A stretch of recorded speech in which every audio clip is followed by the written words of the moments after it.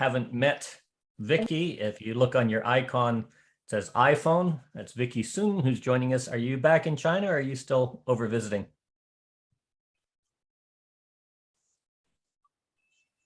Unmuted. You're muted. I don't know how to unmute you for.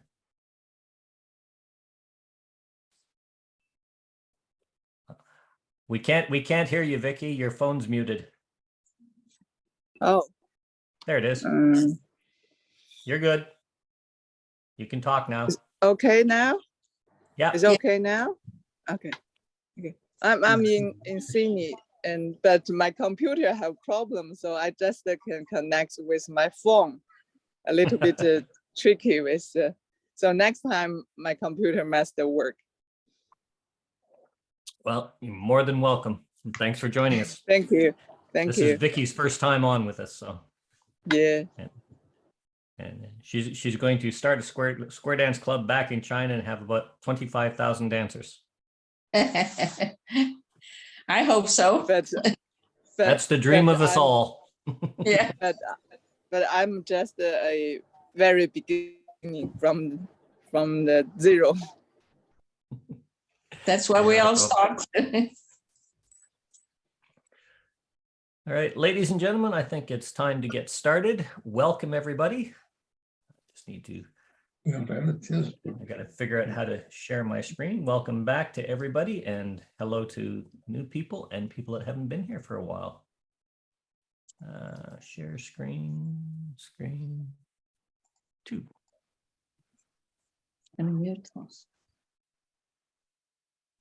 Did that share screen? Yes. Yes. You've got the PowerPoint presentation up? Yes. Yes. Yes. Yes. Reception's in progress. Okay. As noted in our earlier chat or pre-session chat, there's been a lot of things that have been going on over the years, things that were good, and my dog is trying to scratch out the door.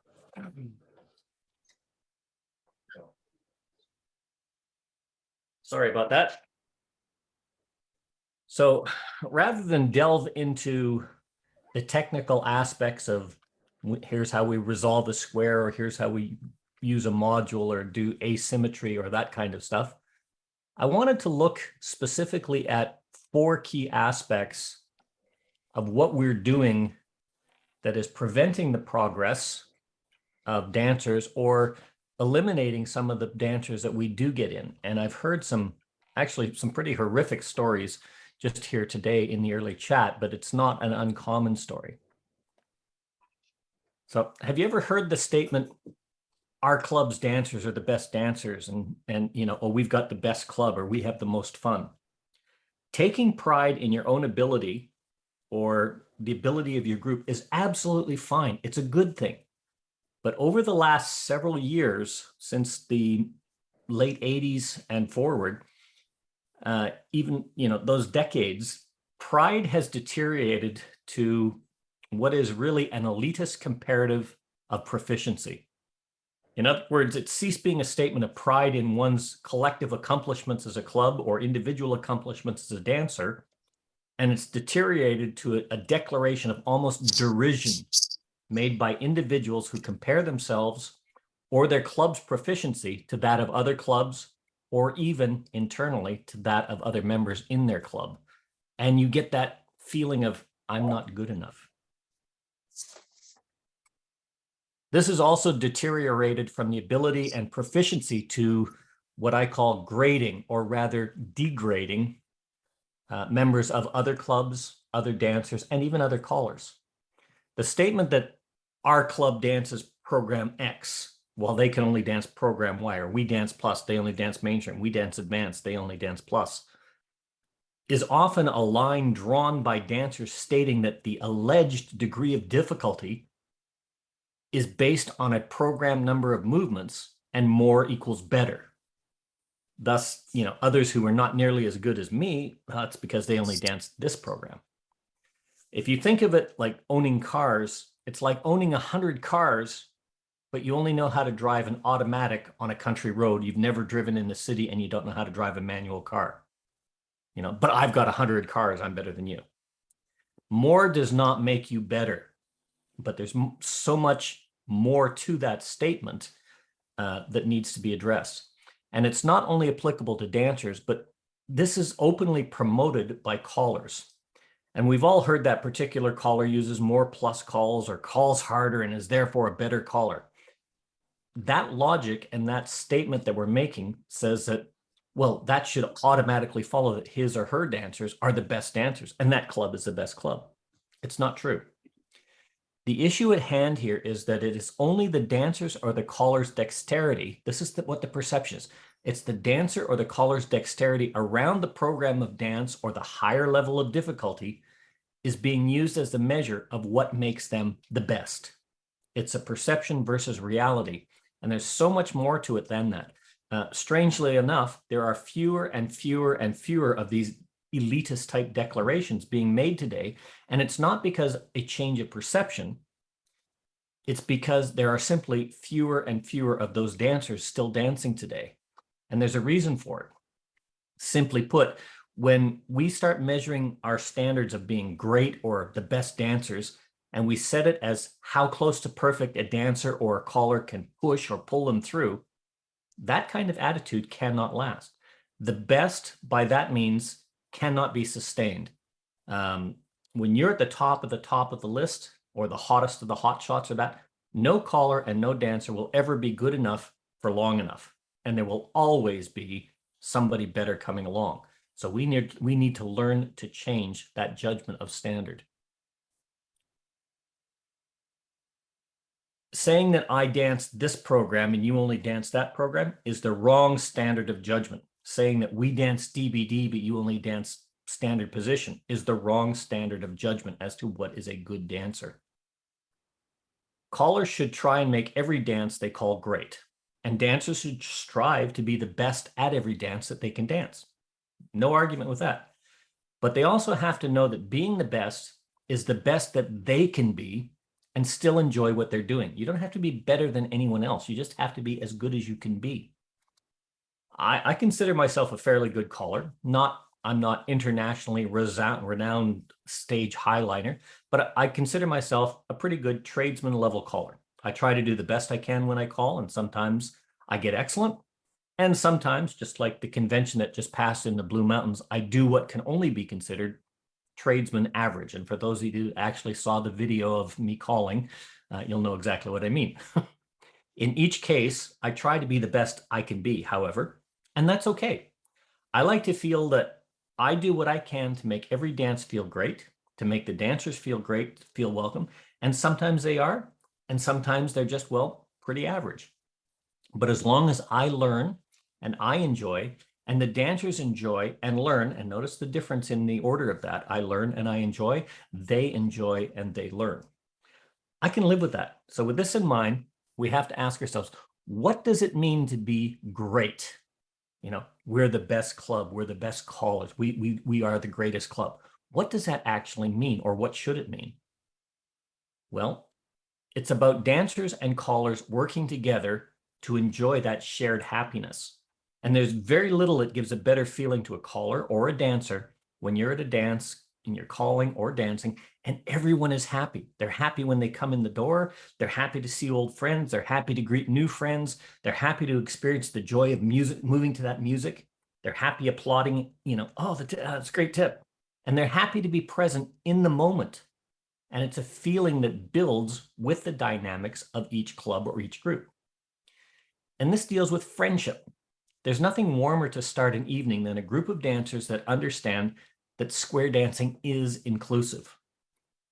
They're very quick to make sure that visitors and new dancers are included in squares, along with solo dancers. When the dancers are welcomed this way, you have very little issues with cliques and clique groups and people only dancing with friends, because every tip is with friends and everybody becomes their friend in the dance. Smooth dancing or smoothness. The best way to describe smooth dancing is to tell you what it's not. It's not pushing or pulling other dancers around in the square. It's not expecting to be pushed or pulled in order to get through a tip. It's not grabbing on or holding too tight. It's just the joy of watching or being part of smooth dancing, and an even greater joy to be in a square with smooth dancers that are moving and continually moving and having that fun with a smile on their face. Callers need to work on the material from the very first circle left to ensure that smoothness and enjoyment are part of the activity. Smooth flowing and moving choreography is a great way to achieve smooth. It's not about how many or what you can do or how technical. It's about moving and flowing and enjoying. It's about being helpful to those that need help in the square, but doing it right. Helpful dancers assist with the other dancers, but they don't try and dance that dance for them. And this is where a lot of problems happen, is you'll get somebody in there and there's a new dancer and the experienced dancer is trying to dance that new dancer's dance, which means they're focusing on something other than their own ability to dance. What happens is those dancers point with their fingers. These are the good dancers. They'll give a quick point or a quick look with a finger to that adjacent dancer that may look a bit confused, a quick whisper or something. They don't pull and push them and move them all over here and all this other kind of stuff. Okay. The dancers who go up to another dancer after the tip and they offer help in understanding a particular call that that dancer may have been having problems with. They don't here, come here, I'll show you how to do it. They say, oh, I saw you were having trouble with square through. Do you want to walk through it? Great. If they say no, well, okay, we'll get it next time. Smile and move on. You don't force that. They're helpful by not talking during a tip, or even if the square breaks down, in fact, discouraging others from talking. That's where they can be helpful. They're helpful in getting squares quietly back into lines of 4 so that the square can rejoin the dance. They don't just grab partners, okay, everybody get home and we're going to do this, and then we're going to stand and wait at home. No, wait. Just get to a line of 4, smile and wait. The caller will find you. Okay, that's about what it is. And it's about consideration.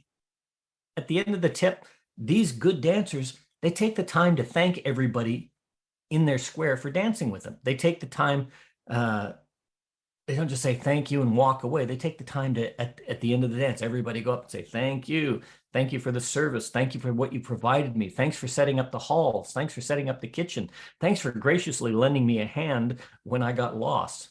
You know, it's that consideration that says, thank you for the gift of being something and being part of something that makes me happy, that's so joyful.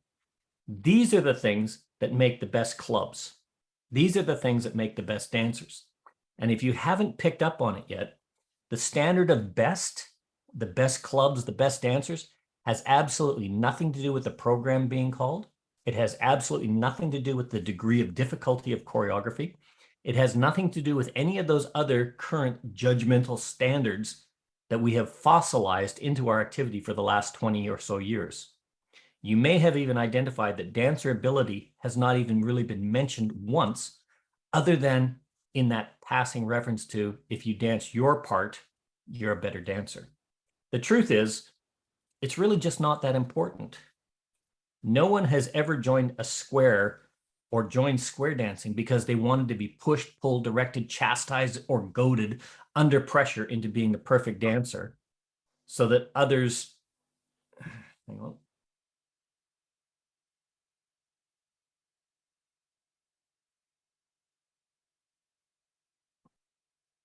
So that others would have a better experience. Many have tried to improve and work at it because they want to get better in order to give those helpful, smooth, welcoming feelings to others. And they want to welcome friends and give all the best that they can and be just like those people that made them feel welcome. They want to emulate that. It's not about the activity demanding, or it's not about the clash with life, or there's too much going on in the world that we're not recruiting new dancers. The truth is, people are people, and they want to feel that they're a welcome part of something that they can identify with. And we collectively have lost that identity of what it means to be a square dancer in many, many places. And at the end of this, we've got four quick topics to talk on. At the end of this, I want to open this up because there was a couple of examples, like Mark gave one earlier, that is really important, and it's not unique. We've lost that identity of what it means to be a square dancer. And most people want what we had but they're only going to find it, and they're only going to find that they want it if we want it, and we have it in abundance to share with them. So make your club the best club that you can, and your dancers the best dancers by teaching them to be the best that they can be. And it's not about the program. Okay. This is something that was coming up in discussion as well. The topic, I do the SSD program, but I'm going to take a year to do it instead of 12 weeks. Or, oh, well, wait till you dance plus and you'll be a square dancer and you can come and dance everywhere. Or when does a dancer become a square dancer? On night one? Well, no, they don't. They become a person dancing on night one. They become a square dancer when they choose to be a square dancer. It's up to them. It's not up to you. Okay. So the idea of this was you need to build that foundation of fun on the first night. Foundation fun on night one. Okay. And what are your foundation fun movements? Okay. I put 17 movements. This is not, you may or may not use these. You may have your own program. What the movements are really don't matter. The idea is to get them dancing and moving with fun. Callers need to call and teach, and dancers need to learn and dance. It's that simple.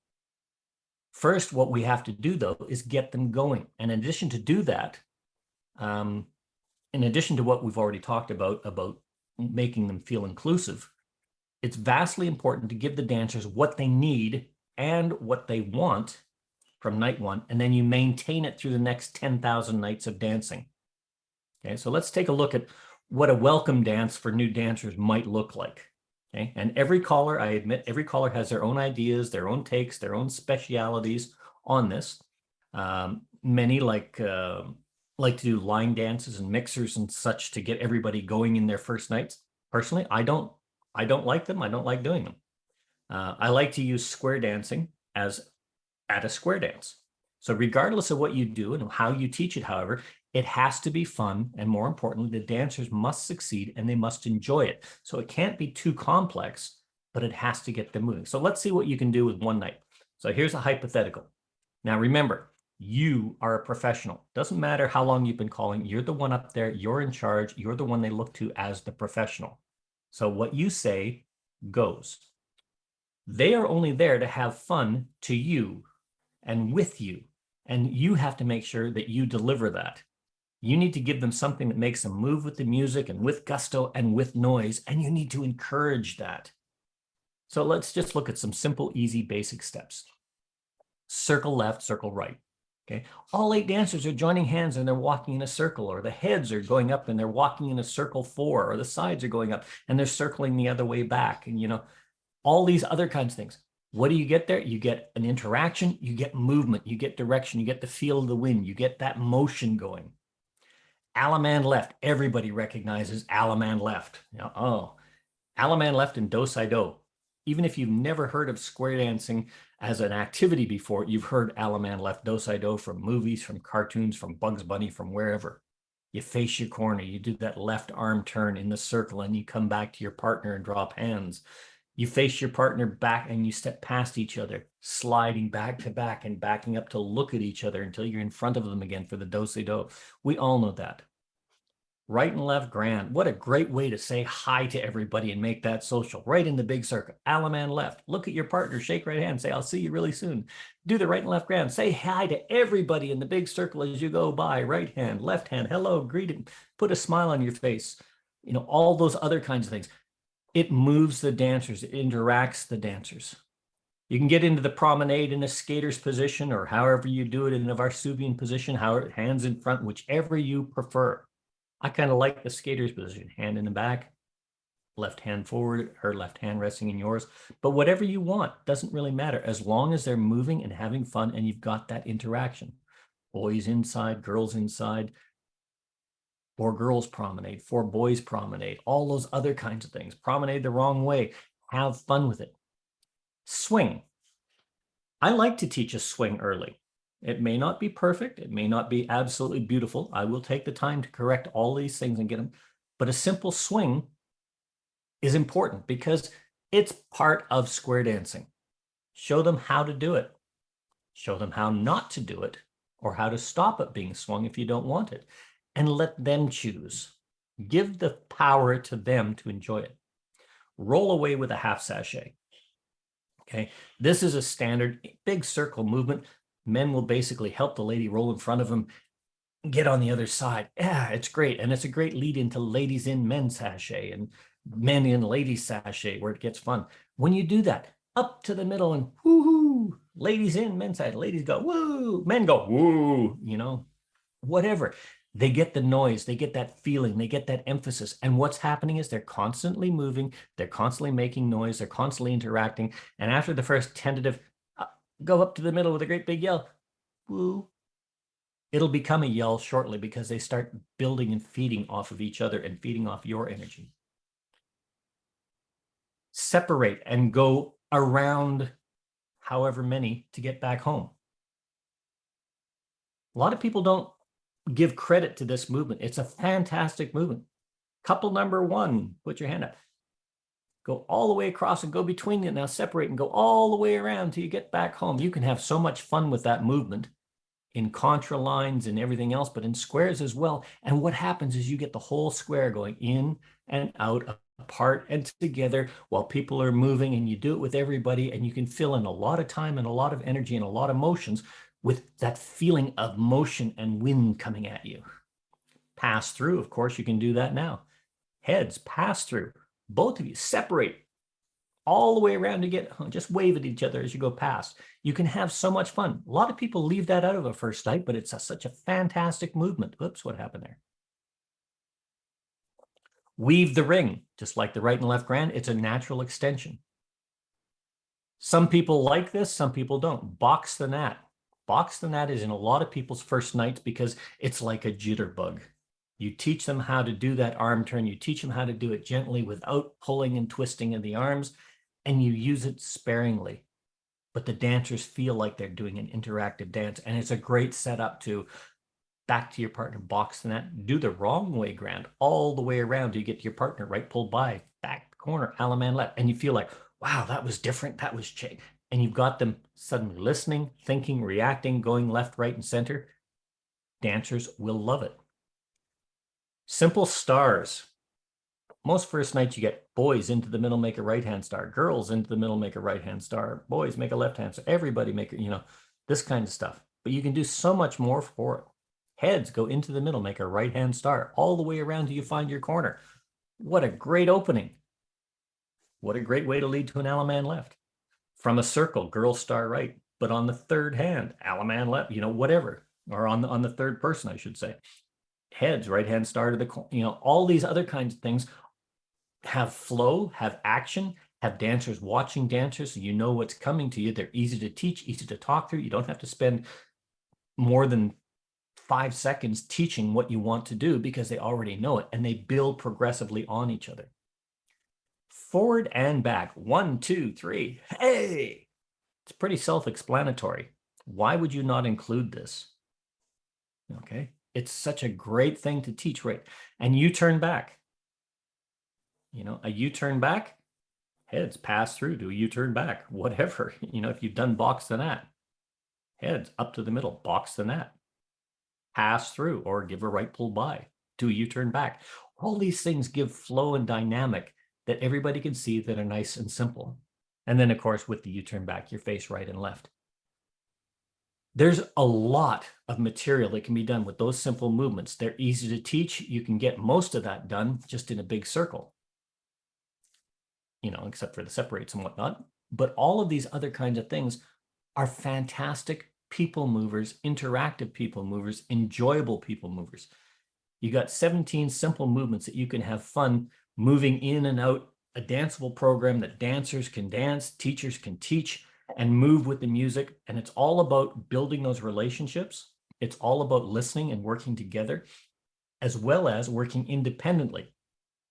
More importantly, you can let them make noise. You can let them have fun. You can let them enjoy in a way that they're going to want to come back for more.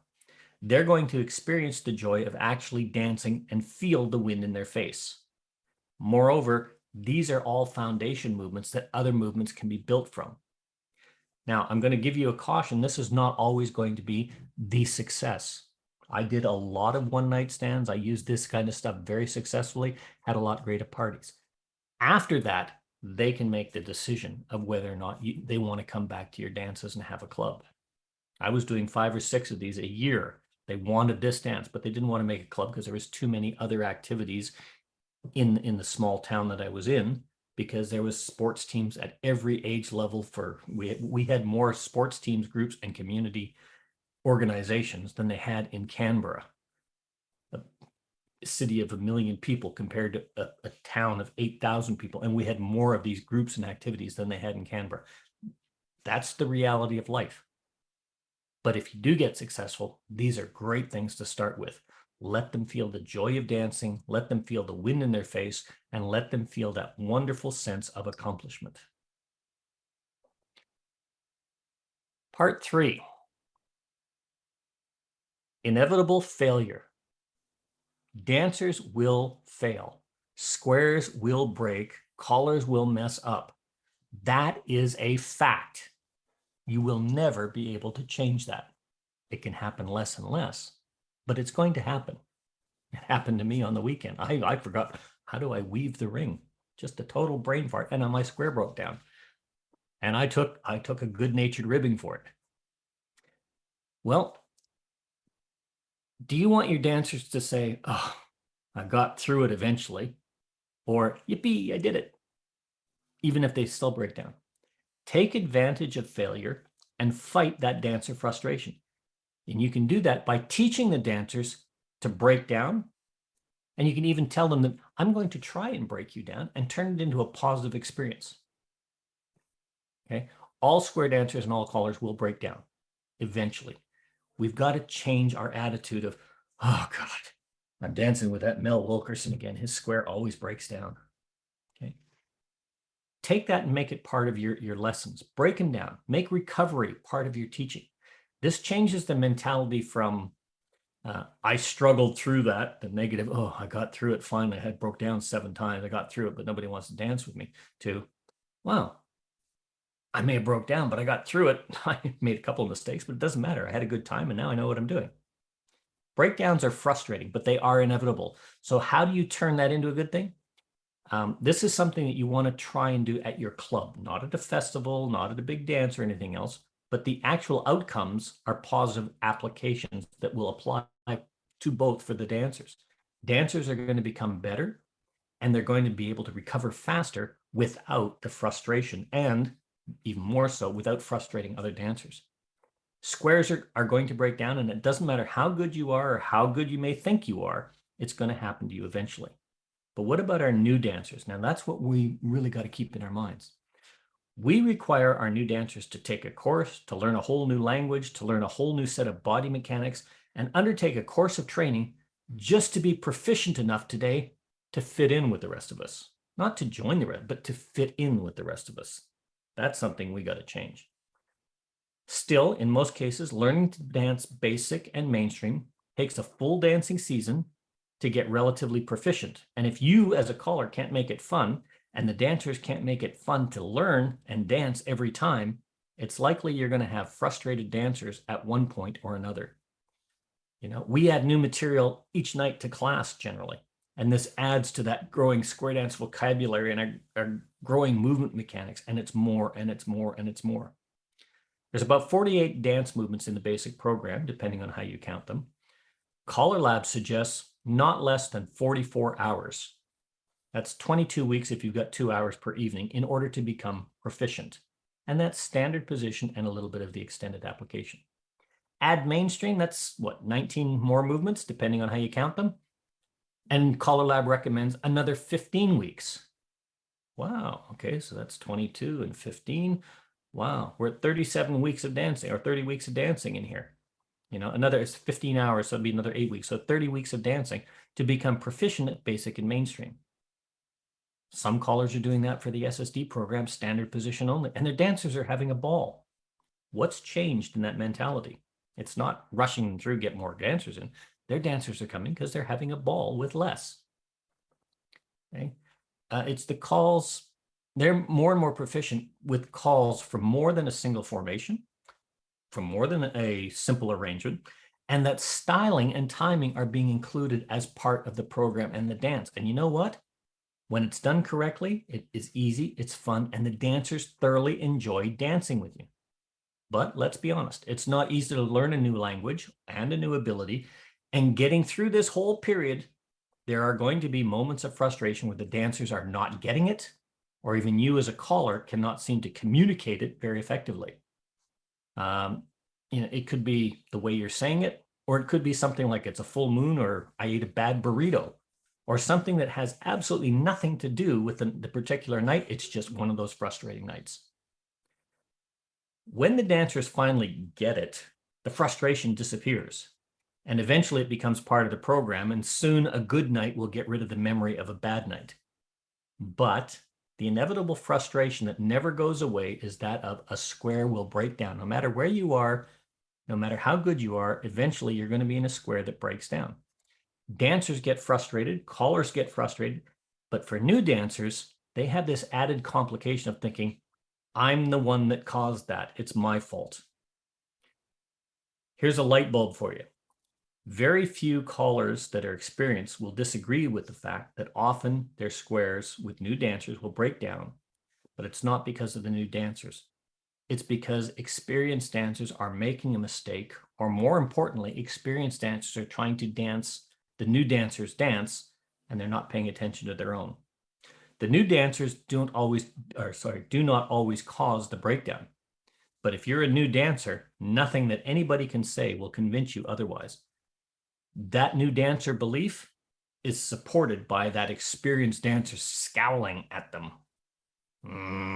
Okay, make lines, here we go. And that feeling, and new dancers wear that tenfold.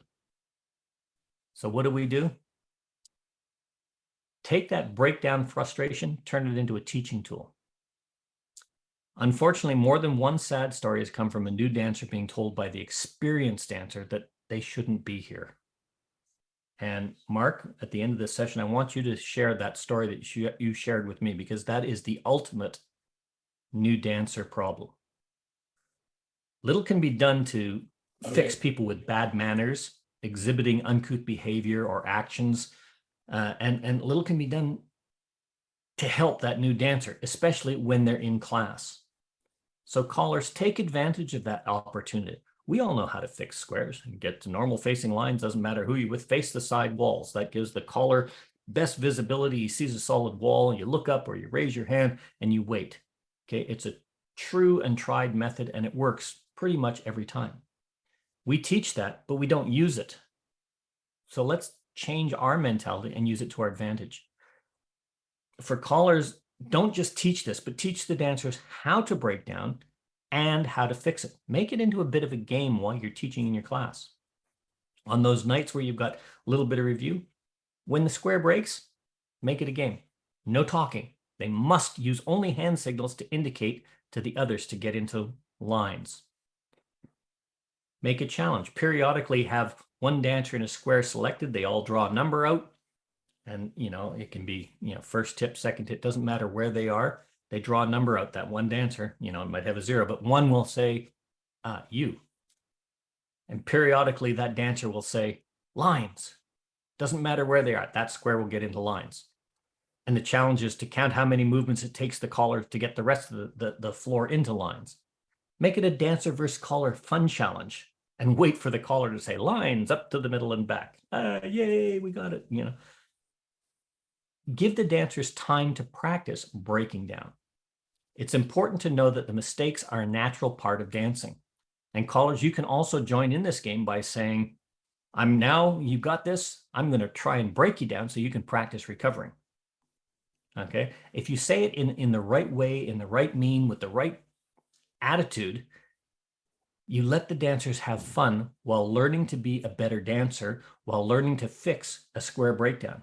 Breaking the square down a few times like this, letting the dancers get the squares break down, letting them challenge the caller to fix squares, gets them quickly into lines of 4 and allows them to resume dancing. And then the game is on.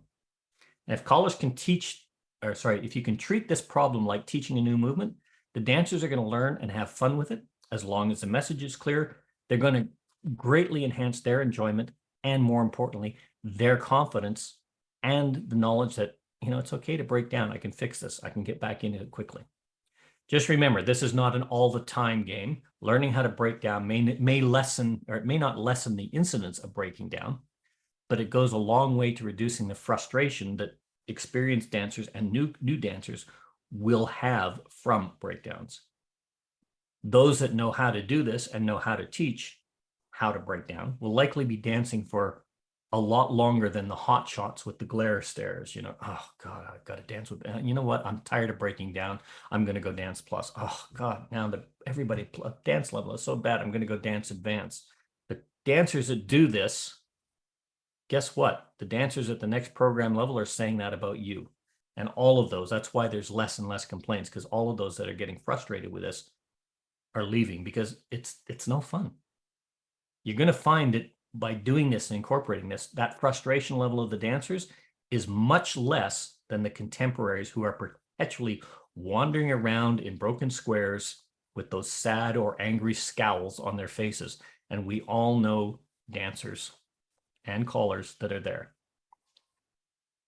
And the last topic, are we nearly there yet? It's an age-old question. How long is too long? Okay, we all know that saying, always leave them wanting more. This sounds really easy, but we've all started over the last 15, 20 years of doing exactly the opposite. We do this because our tips have become longer and longer and longer. What was once a short 4-minute patter, 4-minute singing call, couple minutes of break, you got 10 minutes as a tip, you got a little bit longer break in the middle, lots of dancing, lots of activity, has now become 6 to 10 minute patters. Patter teaching tips last 15 to 30 minutes. And sometimes on those bad nights, that workshop tip can be up to 3/4 of an hour before the dancers get it. Guess what? They want less. They don't want more, they want less. In my opinion, this is the biggest and the most common fault of square dance callers today. Our tips have become too long.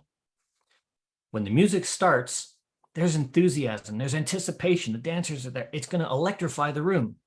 That energy carries into the tip of dancing. A good caller will manage it, quickly lead out, ease into a smooth close, and get off. That way here's the dancers. They had that excitement. They carried it through right to the end and they're ready to go. Today, that doesn't happen. The tips are too long. The dancers get too tired. Most of the time, the dancers leave feeling both mentally and physically drained.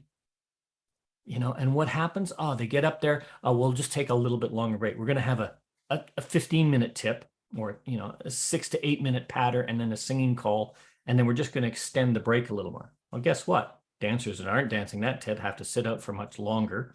Longer breaks mean energy level drops. It's like taking a little nap. How do you feel after a little nap? You feel all lethargic. It takes a long time to get that mojo going again. Okay. Start noticing things. While you're calling, do you see the dancers checking their watch? Is the end of your tip marked with bravo? Yeah, that's good.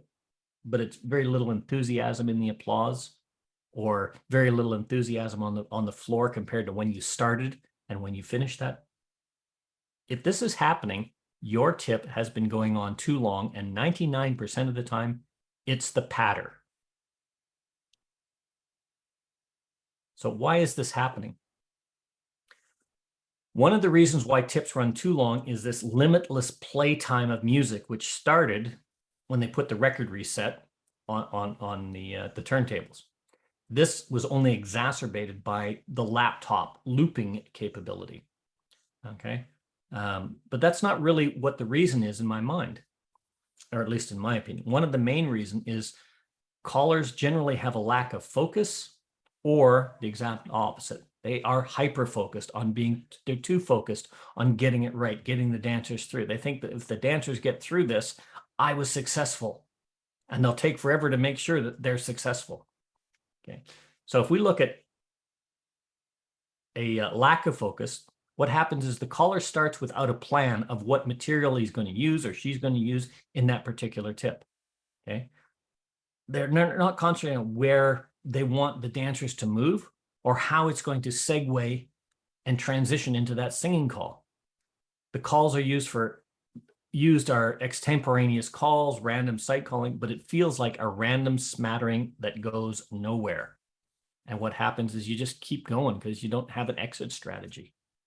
You know, it's like the Americans getting into Iraq during the war. Brilliant campaign, brilliant resolution. How they dealt with the issue was absolutely promising. But then that's where they said, okay, I got my objective, but what do I do from here? And it just drags on. Okay. The other side is hyperfocus. That caller becomes razor focused on getting the dancers through a particular call or a particular sequence or a particular idea that's in their mind. And they don't notice the passing of time while they're pushing and pushing and pushing the dancers towards their goal, not the dancer's goal. In the end, the caller gets through the material, but that's at the dancer's expense. And I can guarantee that almost every one of us has or will do this.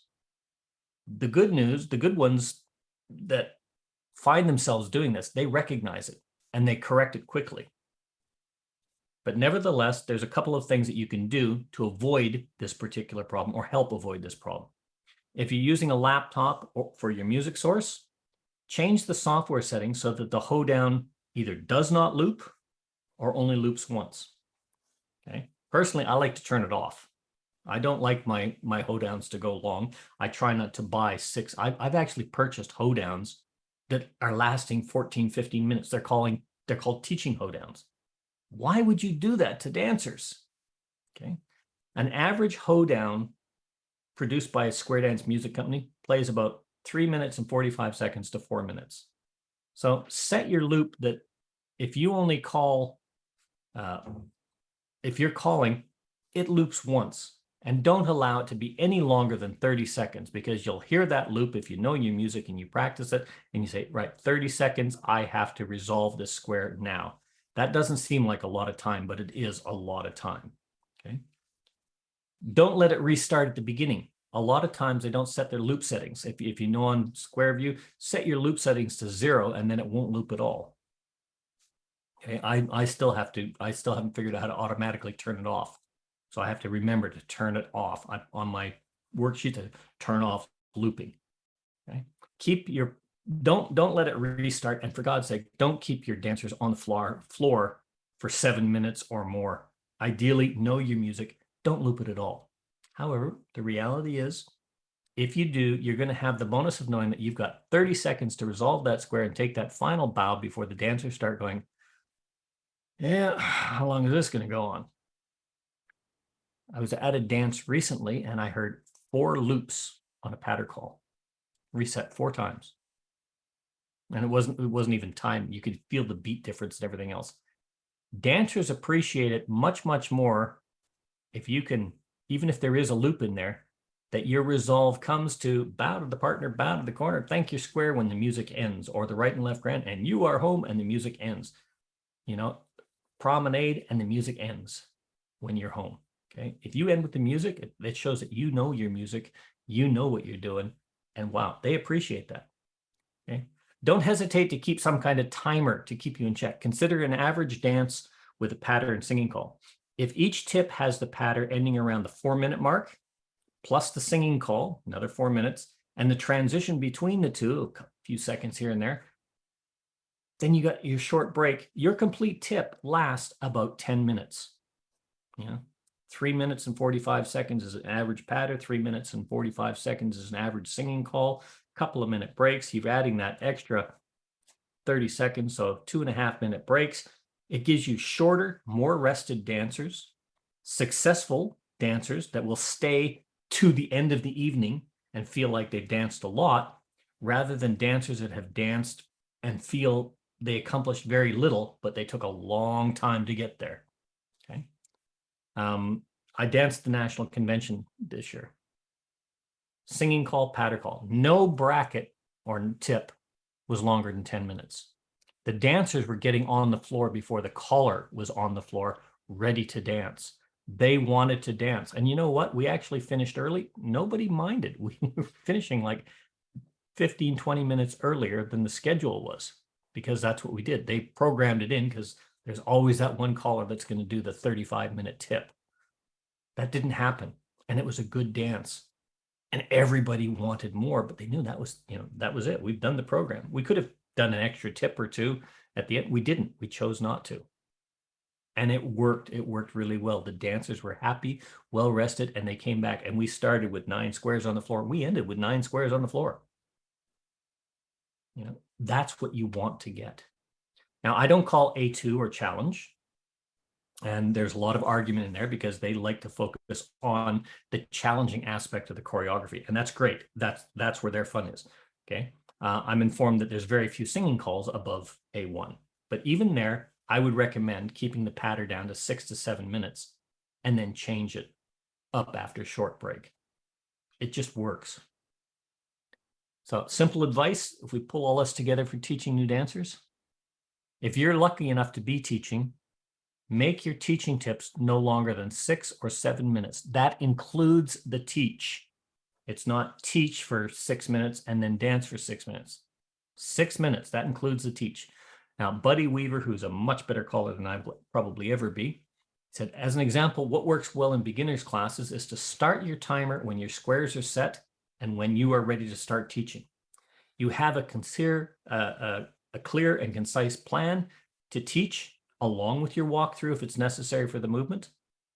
And when you're ready, you start the music. You start your teach, you start your dancing, you do your teach, you continue the dancing. When you're done your teach, you look.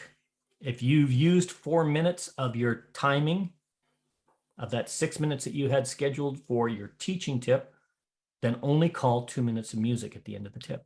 That's it. In the next tip, you could pick it up, quickly review, and dance what you've taught. Okay. Quickly work through what they've learned and call a regular tip using what you've taught.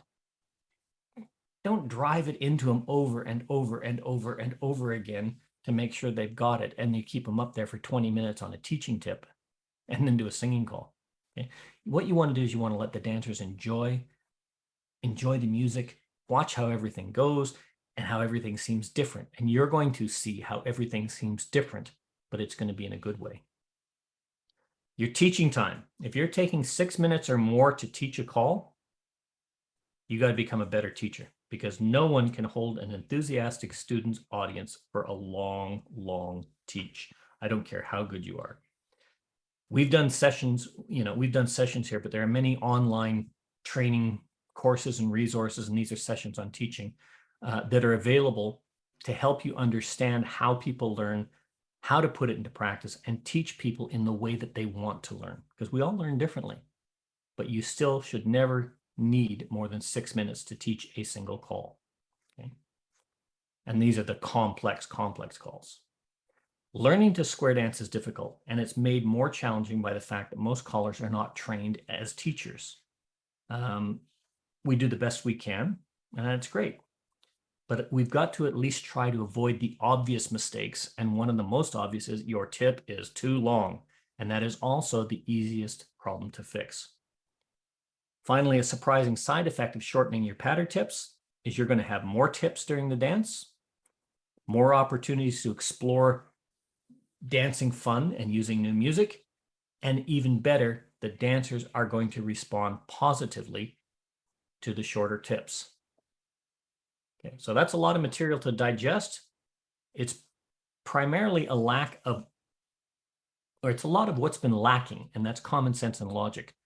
We've got to throw away those program shackles of this fossilized perception that I dance this level, so I'm a better dancer than you, or we dance DBD, so we're a better dancer than you. It's got nothing to do with your ability or your program. It's got the ability of, can I go and have a bunch of fun with a whole bunch of people, socialize, and want to come back?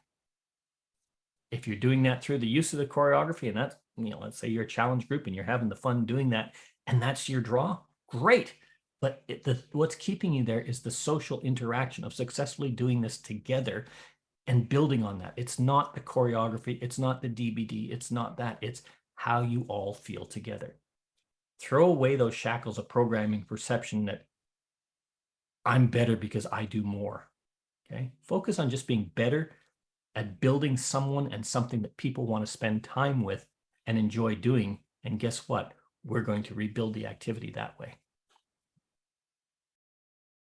All right. So like I said, that is a lot of material out there, a lot of ideas, but it's nothing that we haven't all talked about before. I notice there's no comments in the chat, but Mark, are you still with us, Mark? Where are you? Yeah, I'm here. Okay. Oh, there you are. Had a few people come in, didn't see him. Mark shared a story, and I've asked him to share this. We talked about new dancers coming into a club and dancing a while. And what happened, I want him to share the story because this is not a unique story, but this is the extreme of how to make somebody feel completely unwelcome. Go ahead, Mark. Wait a minute. I felt welcome. No, not you. The ones that were asked to come and join your club. Oh, okay. That part of it. We talked about a lot before the meeting. I don't remember what part you were talking about. We've got clubs in our area, and there are a lot of them that, if the people can't keep up or they gone a couple of years and can't don't graduate, they ask them to leave. And here now, this is the second one I've been told about that they're recommending them to go to my club, which is a handy-capable club. And I haven't talked to the person yet, but I can't picture that that's going to go over too well. If you're telling somebody you're not good enough to dance here, maybe you should go dance with the handicap club.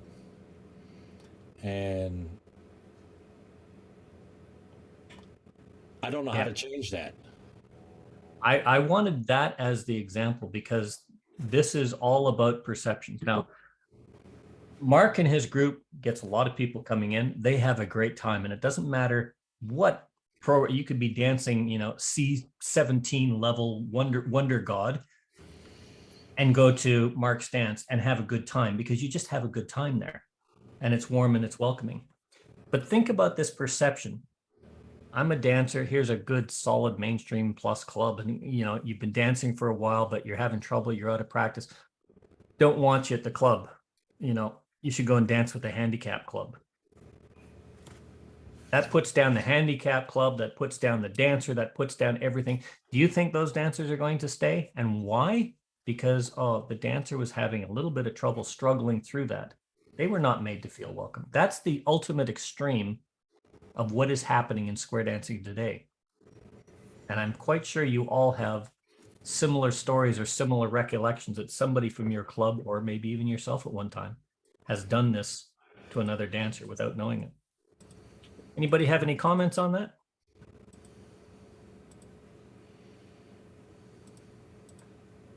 Wow. I had it happen at my club once, but it's the same thing, just a little different perspective.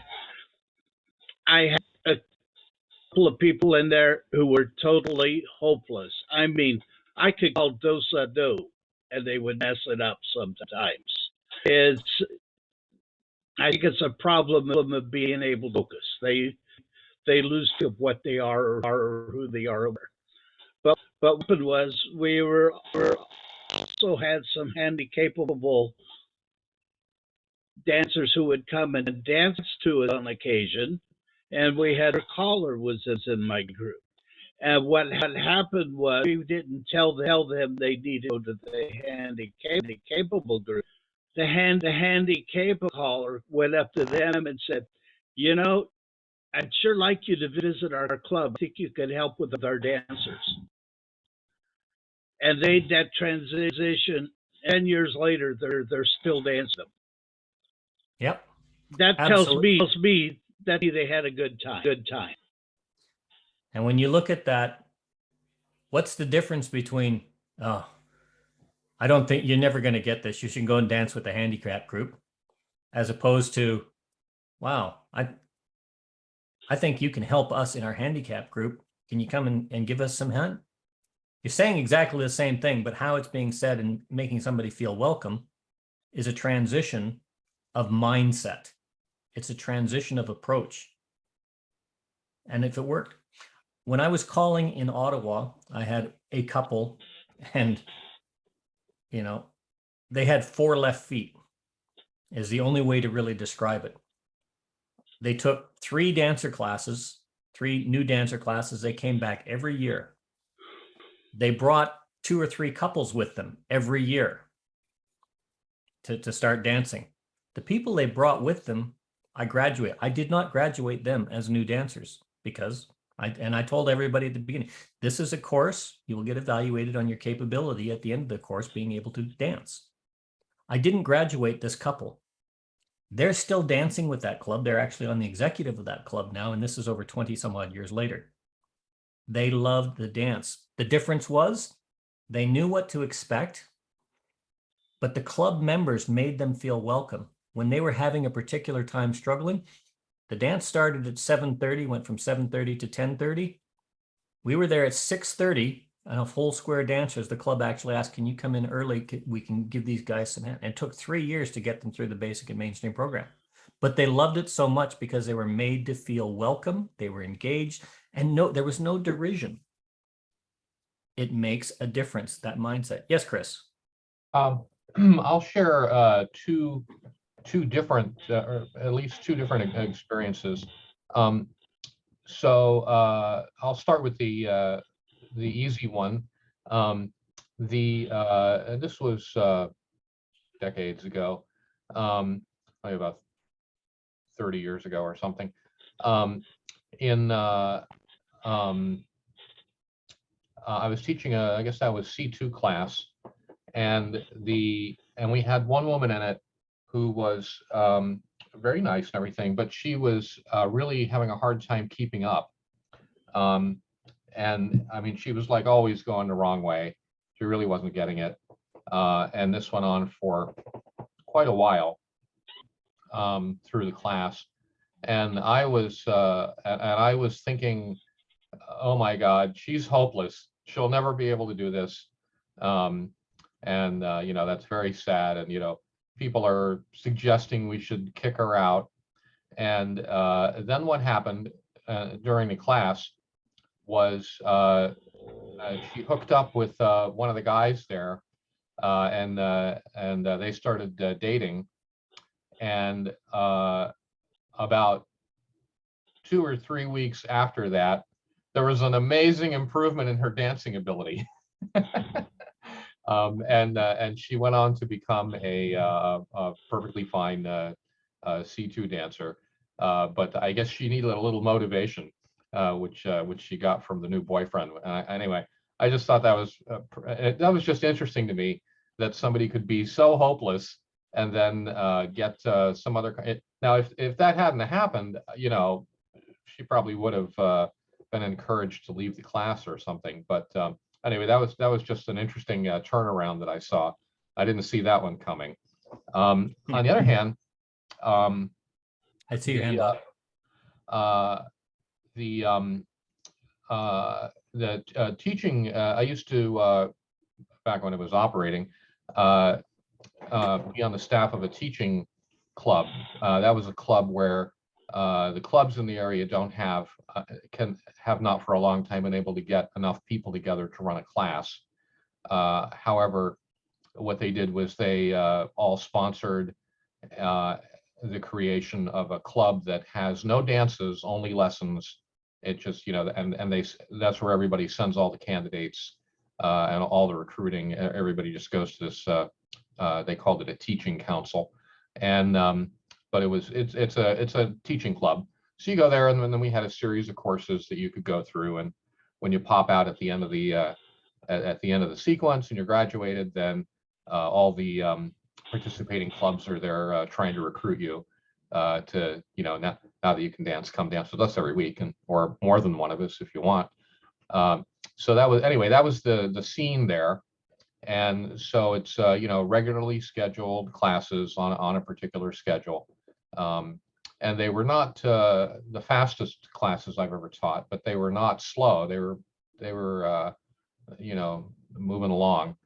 They were like 16, I think they were 16 or 20 week classes, I forget. Anyway, they would have people would come in there sometimes, new students who really couldn't do it, and to make that clear, in a class that's expected to learn 4 or 5 calls a night,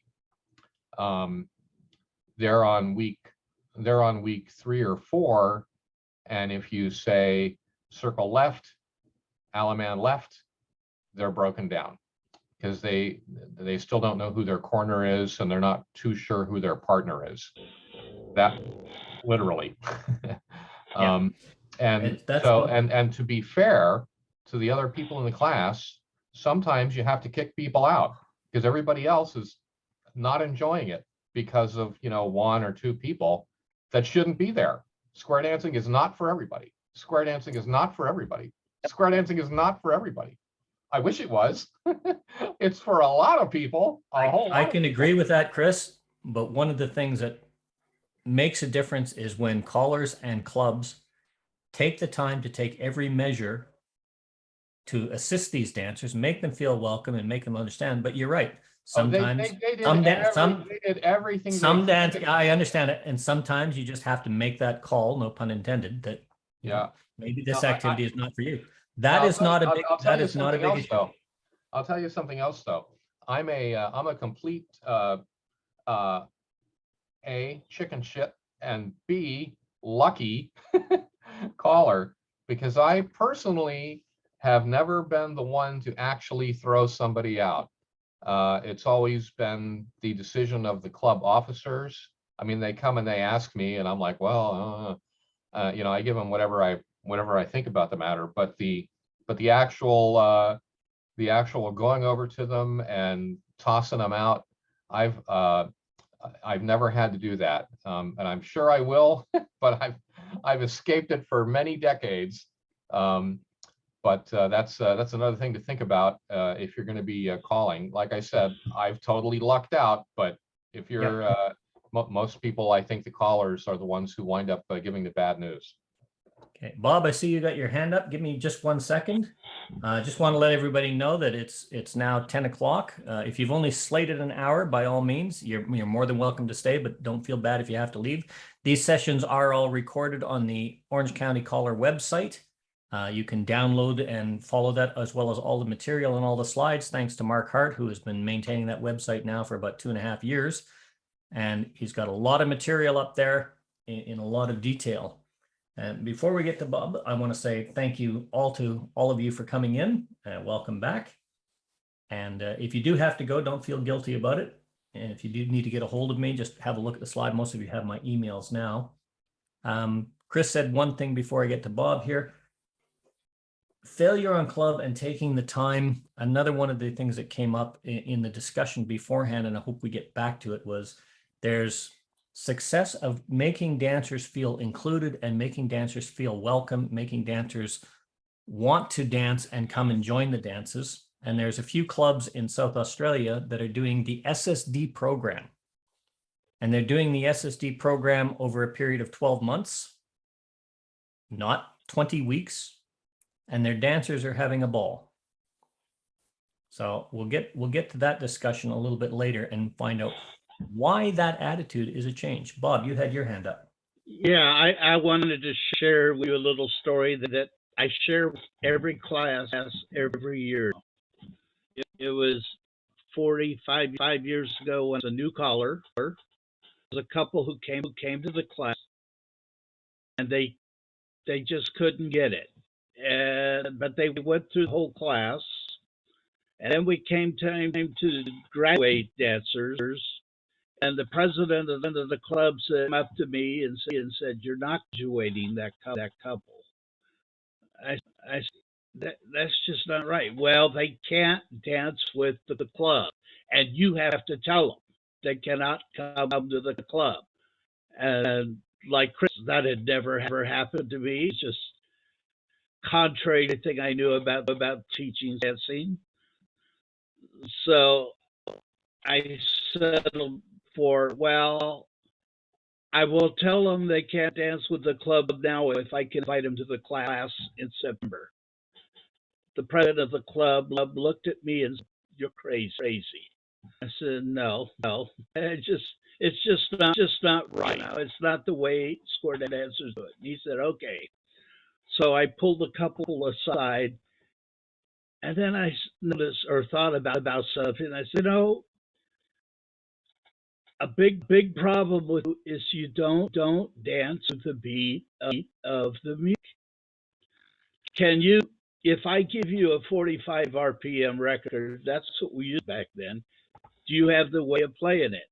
They said yes. Grabbed a handful of records, and I gave them this, and I during this song, what I want you to do is you put on the music and you count. Go 1, 2, 3, 4. 1, 2, 3, and then walk and go 1, 2, 3, 4. That's all I want you to do for the summer. You know, when you vacuum the floor, get out the view, push, pull. 1, 2, 3, 4, 4. Then they laughed, but they came back in the fall, and something changed because they were two of the best students I have ever seen in my life. They learned. They sailed through class. They left the go to an advanced where they sailed through that, and then they went into challenge. Then they sold their home in Rossmore retirement community so they could go to Florida and dance 7 days a week. I know because they wrote me. And then after 10 years, I guess they got a lot older, and they came back to with me again. And it was sometimes you overlook this, but a lot of the problems that people have who can't dance is they're not dancing to the beat of the music. You're absolutely right, Bill. Or Bob. Absolutely right. Well, Bill, Bob, they both work. Yeah. But that was it, and it was a happy. And she formed a fan club for Bob Elling called the Sunshine Fan Club because she said I brought sunshine to their lives, and it's really good. This is a good thing. We had a session a while back. Daryl, I wish Daryl was with us today, but Daryl said earlier on, the more time that you spend teaching them to move with the music, the better dancers you're going to be. And it doesn't matter how much you get done. I'm paraphrasing here, but how much you get done, as long as the dancers are moving to the music and having a good time, that's the main thing, because they're going to be better dancers. Spend as much time on those early things. And that's why I put that list of, 17 movements that you can play with at an open dance. They're all about moving to the music. If you can teach that, everything else generally falls in place. There are, sorry, go ahead. Quite often on the first tip of a dance, I'll say circle left 1, 2, 3, 4, 5, 6, 7, 8, 7, 6, 5, 4, 3, 2. Say you're home, and it's amazing. A lot of the people are only 3/4 round.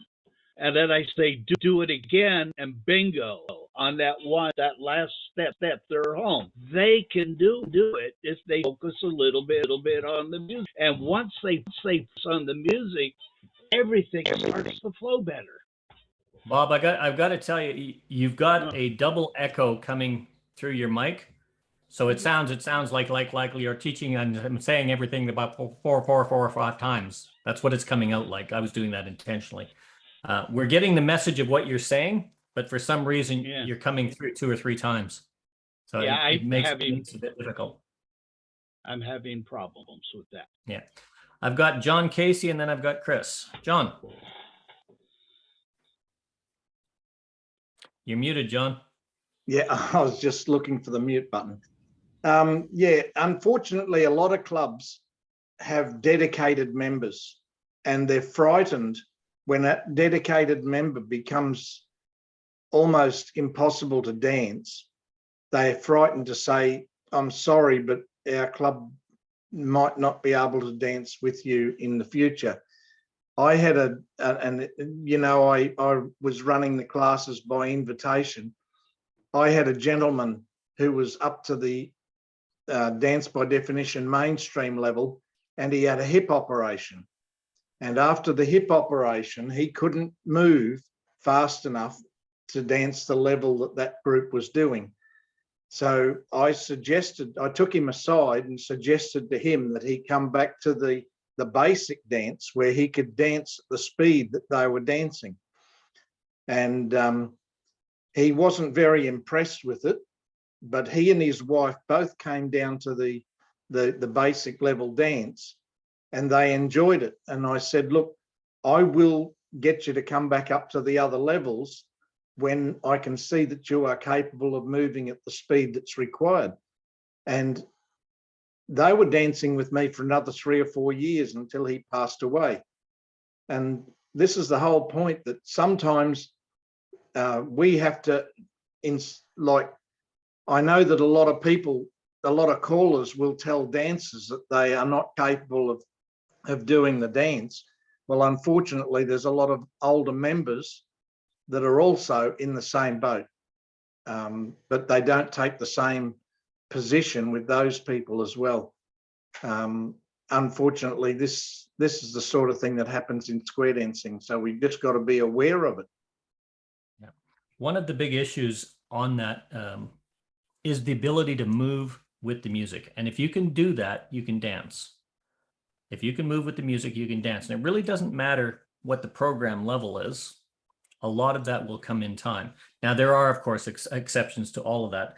But John mentioned something in there, which I do think needs to be given a bit of an explanation. He said, they're invited to come up. And this was a very common practice in many places, that you learn to dance basic, you learn to dance mainstream, and then after dancing mainstream for a year or two, if the caller or the club thought you were good enough, you were given an invitation to come and learn plus. And then if you're dancing plus, if they thought you were good enough, you were given an invitation to come and dance plus DBD. That used to be a very common practice, and it was a quality control, and there was no animosity or elitism in that idea. The foundation of the idea was sound 30, 40 years ago when we were +1, +2. Unfortunately, as dancers got more and more experienced and there was more plus and not enough mainstream and basic to sustain it and things like that, which is going back about 20, 25 years ago, we started creating elitist quality dancers. You're not good enough. We're only inviting to our club. And that whole system of, we're going to invite you to come and dance with us, was, oh, that's wrong. You can't do that. You should never turn anybody away from a dance. Or if a bunch of basic dancers come to you, or one basic dancer comes to your plus club, you should call basic so everybody can dance. That pendulum swung too far the other way. And our focus as callers changed to choreography rather than inclusion. Our focus on dancers changed to capability and our own self-enjoyment rather than being the best club and hosts and having fun with everybody that walks in the door. And that whole process of what was intended changed into something that it was not intended. And this was part of a conversation we were having beforehand. Inviting to come and dance to a club. You invite everybody to come and dance to your basic club, your new dancer club, because you want all the new dancers, of course. After that, I don't know of anybody today that says, you're not good enough. You can only come and dance with us by invitation. And you're not invited. Because that's what we say. But that's what we used to say. Not everywhere, but in a lot of places they did. I've got Chris with his hand up, and then I've got Mickey with his hand up. Yeah, so I just wanted to throw a couple more in. One of the I'm not muted, am I? Okay. One of the problems that we have today that was not evident when I started a long time ago was is that because we are primarily oriented toward and attracting in most cases older people, retired and seniors and so on, there's a prevalence of people who develop square dancers who, or perhaps new students, like in that case I alluded to before, where they come in and they're having dementia and they just barely even know what day it is or where they are, and so the sort of quality control problem is I think it maybe gets a little exacerbated because we have such a small group of people that we're bringing in, and it's from a population where that's a big issue. The I think that's basically what was going on with those unfortunate folks that we had a few times back in those classes I was talking about.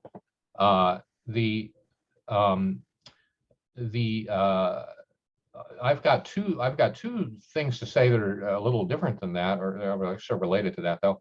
One is in the regular club that I call for, Plus Club. One of them,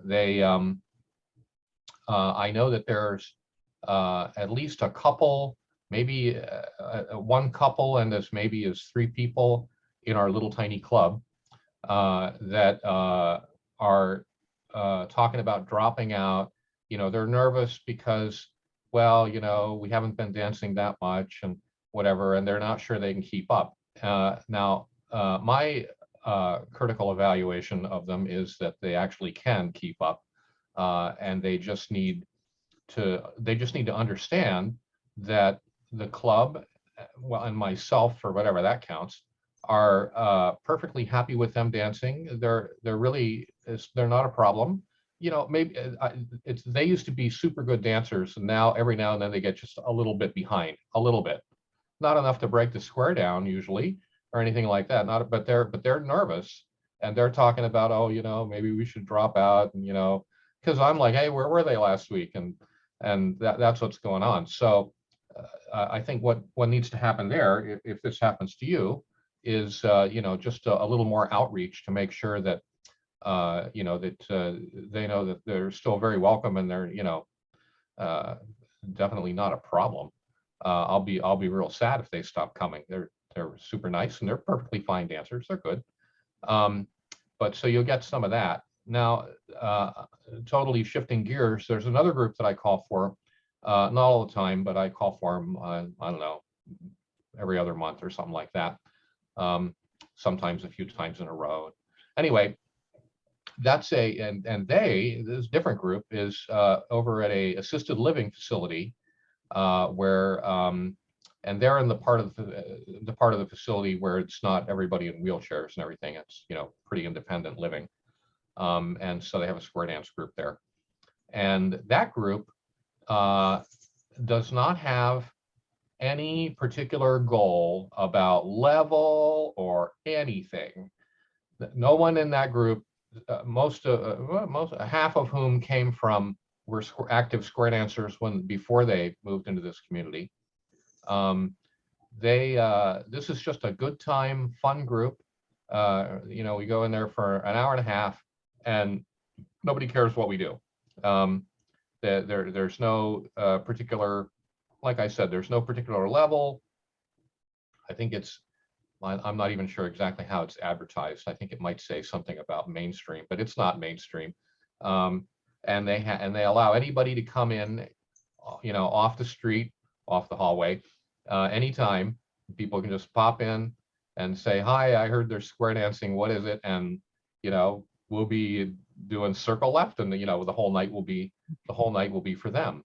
And nobody in that club is expecting anything other than that might happen, or they might be doing something kind of close to mainstream. But it's just a super nice bunch of people, and they're totally focused on the only thing they care about is that people get to come in there, going to move around, going to have a good time. So a lot of nights it's like a one night stand, fun night type of thing. Other times it's more like a mainstream dance, and everybody has a good time. That's just because that's what that club is, and it's fun. I love it. They love me, so I like that. And so I mean that's a kind of a club that you can have, And if you're lucky enough to have somebody somewhere running a club like that near you, and you need to kick somebody out of your regular class because they're not, they're just not going to do it. It's nice if you have a place like that, but you don't like, why don't you go to to the handicapped club? That doesn't sound good, even if you say handicapable or whatever, right? I mean, if you were to invite somebody to, maybe that would be more for them. I mean, you just have to do it in a very positive way. And Absolutely. And like the handicap club, it's a very positive thing to begin with. So anyway, that's I just thought I'd mention things like that. Absolutely. Right. You've mentioned a couple of things in there.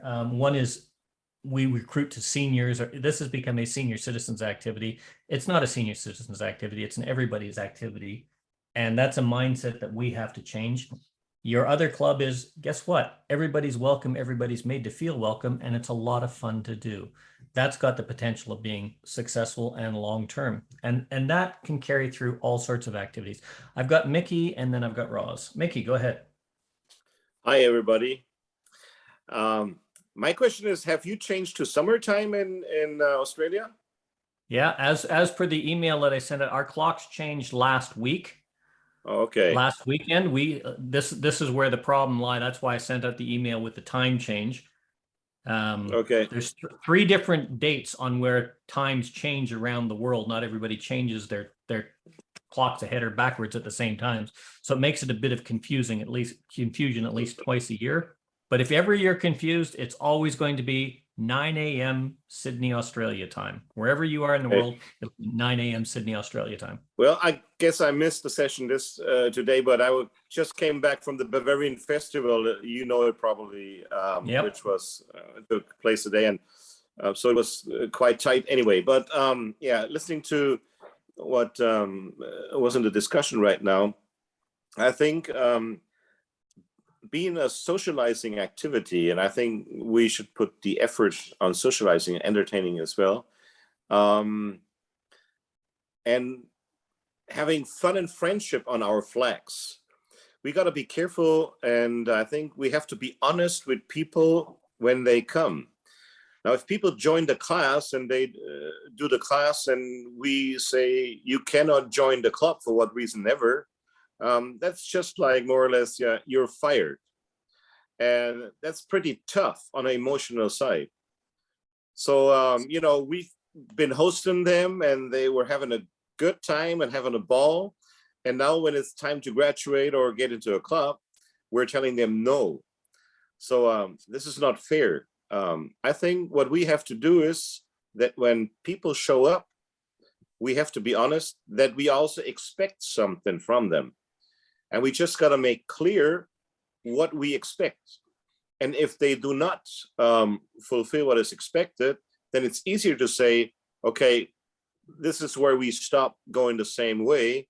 And we may try have a different approach. Talking about people who cannot show up regularly because they're on shift or whatever, if you tell the people, at least in the beginning, until you have all the calls we need on We're Dance in our club, you have to show up regularly. And then they know, okay, now listen, I'm shift, I can only show up every second week. Will that work? And then you can make a deal and say, we see if it works, if you pick up very fast and if that's cool, and we can have some extra sessions with you and find some dancers, maybe a half hour before, and you can pick up, that's fair, we can go along. But on the other hand, if that does not work, we may have to find another solution, or you will have to check or come back when you're not on shift again. And so with other things too, putting beat to the music, with all the fun and friendship type thing, if we are honest and also tell the people what we do expect, then either some people say, okay, well, then it's not for me, and we don't have the problem showing up, or we have to talk, because sometimes we'd like to have people in there who are not the high-tech shows, but they're very important for socializing. They would like to be there and cook the coffee and whatever, and prepare some some little snacks and open the door and help set up the equipment, stuff like that. So I pledge for being honest at the beginning, and both parties, it's not a one-way street, put it that way. Yeah, so much from my side. Although you missed it in my prelude, there was the statement that we have to make it fun. We have to make it welcoming. Being the best has got nothing to do with the choreography. It's got nothing to do with the program. Being the best is being the best that you can be at making a community. And square dancing is a community, regardless of the age. All of those other kinds of things. But yes, you are absolutely correct. We do have to be honest with dancers. It is not for everybody. I said, if people have an activity that they would like to do and they're made to feel welcome and they feel like they want to come back, they'll find the time. The reality is, as Mickey said, some people are on shift. Sometimes life does get in the way. But if they had a really good time, they will come back. There are a lot of examples of this throughout, but we have become an elitist group in a lot of activities. There's people that are taking it. I know Roz and John and a couple and Scotty down there are doing an SSD program. I mentioned this earlier. They're taking 6 months to a year to do SSD, but they all get together and says, well, this is what they want. They're giving what their dancers want. Yeah, they can't go elsewhere. So they've made a venue for them to go and dance every couple of months collectively together. Whether they go to mainstream or whether they do something, who knows? But they're focused on the dancers having a good time and the dancers want to come to them. And that's what it is all about. There are lots and lots of things. It's not wrong to say to dancers, yeah, I don't think this activity is for you. That's not wrong. And you're absolutely correct. Sometimes you do have to bite the bullet. If you've done everything you can, you have to bite the bullet and say, I don't think this activity is for you. But you also, part of that agreement is you have to do everything you can, or collectively as a club, to make them feel welcome. And here's a little secret. If there's a reason for you to want to feel included, and you feel included and you want to be with that group, you're going to try harder to do everything that you can to make it with that group. If it's just an activity that you attend and you're attending just because you want to be part of a group, that's got nothing to do with it. You just want to belong to something. And if you're not made to feel welcome, or it's not giving you the drive to try and be a better you, chances are you're not going to try. And this is what Mickey's talking about as well. If you feel you want to be part of this group, you'll do everything you can to be part of this group. And I'll do everything I can to make sure that I'll do everything to make you feel welcome. I've got Roz and I've got John with their hands up. So Roz. I've just got two things. It was years ago when we had a tape club. We had beginners, intermediate and mainstream. So that way we get extra learners in each year. And we had a few dancers that were struggling. Yeah. And what I did was talk to them and say, we're starting a new learners class. I think you would benefit from repeating the learners class. It's going to get a little bit harder now, and you've missed a lot of weeks, which these people had. So I want you to think about it, and you'll be able to help the new learners. So it's making them feel important. And to their credit, these people did go back and do repeat the learners class. And the second time through, they went through, they graduated, that was fine. They just needed that extra time. So that's one thing. Another thing at Jeff's club years ago, we had a dancer that was really struggling. And I knew of a caller that lived near him who was starting a learners class. So I spoke to him about this person and he said, yeah, fine, that's okay for him to go along.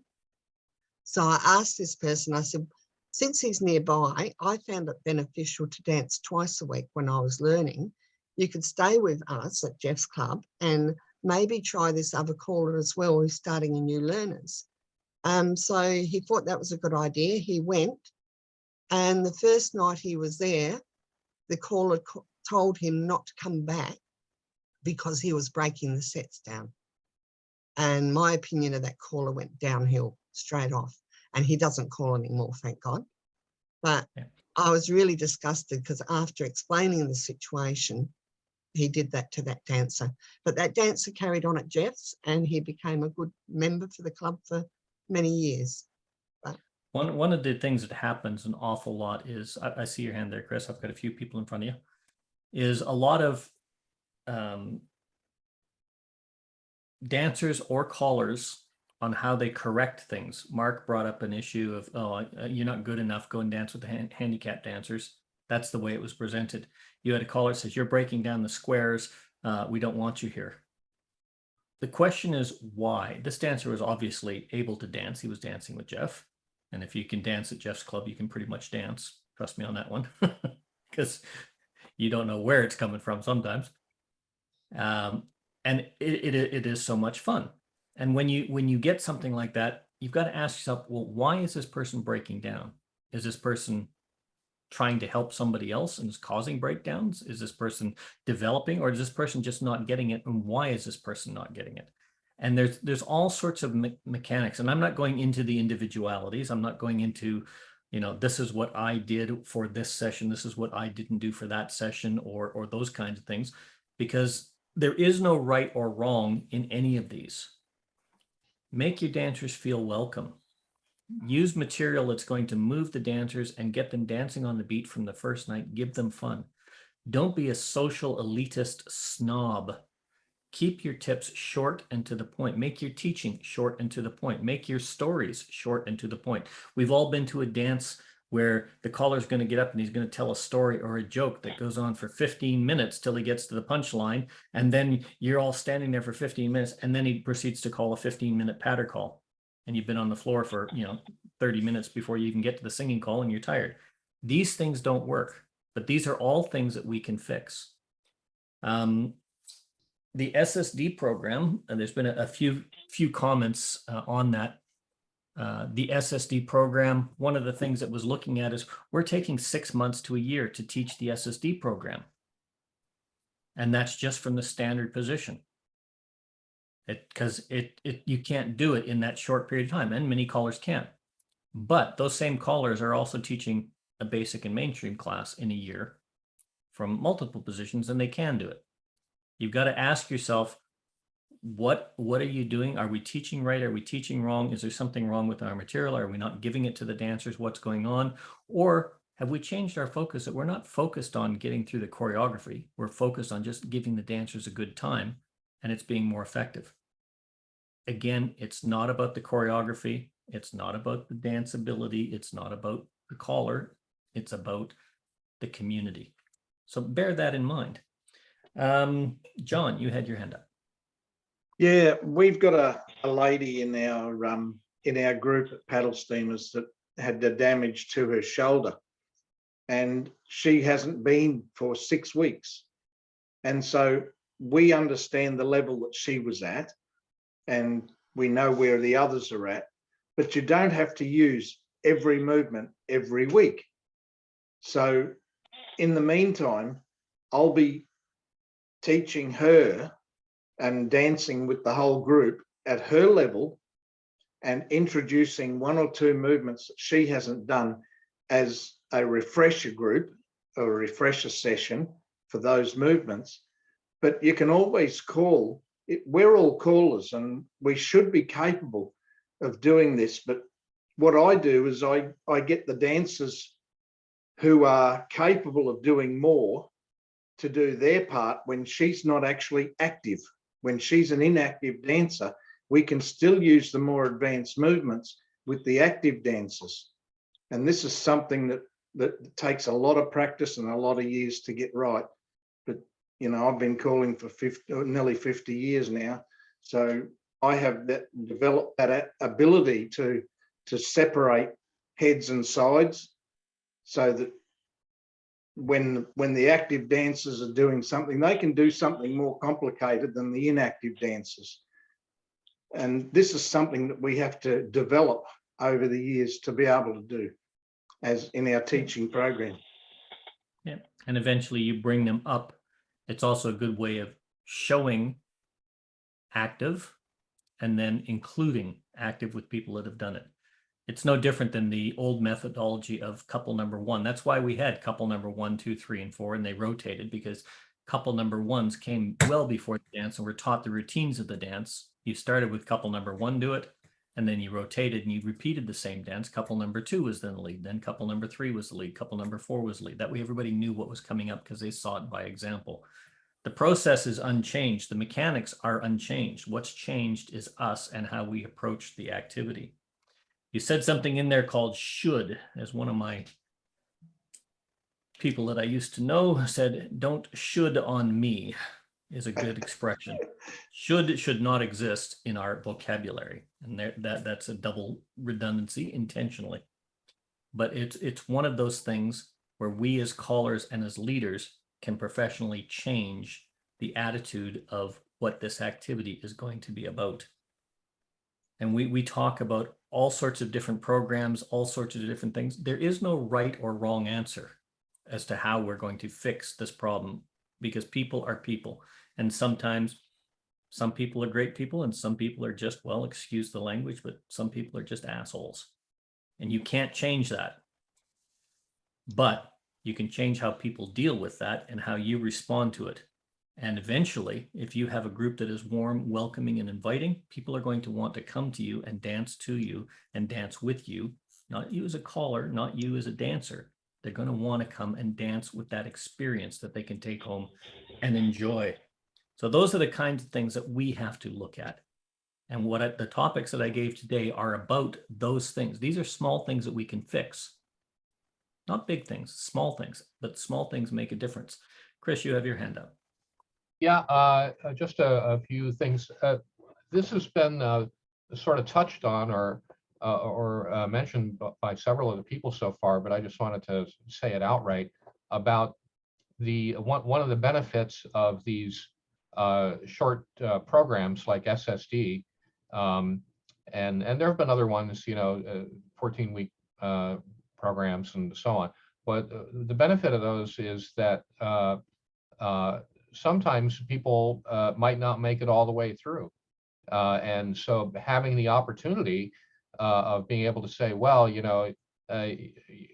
come back in whatever it is, 14 weeks or, 10 weeks or whatever it is, to come back pretty soon before you've totally lost interest and forgot all about us and try it again. Just having that option of having enough cycles, either that you're doing or that you and other groups and whatever in the area are doing, just having that availability of being able to let people start over or jump back in or whatever. That's just really, I don't think that can be underestimated. I think that's just a really good thing.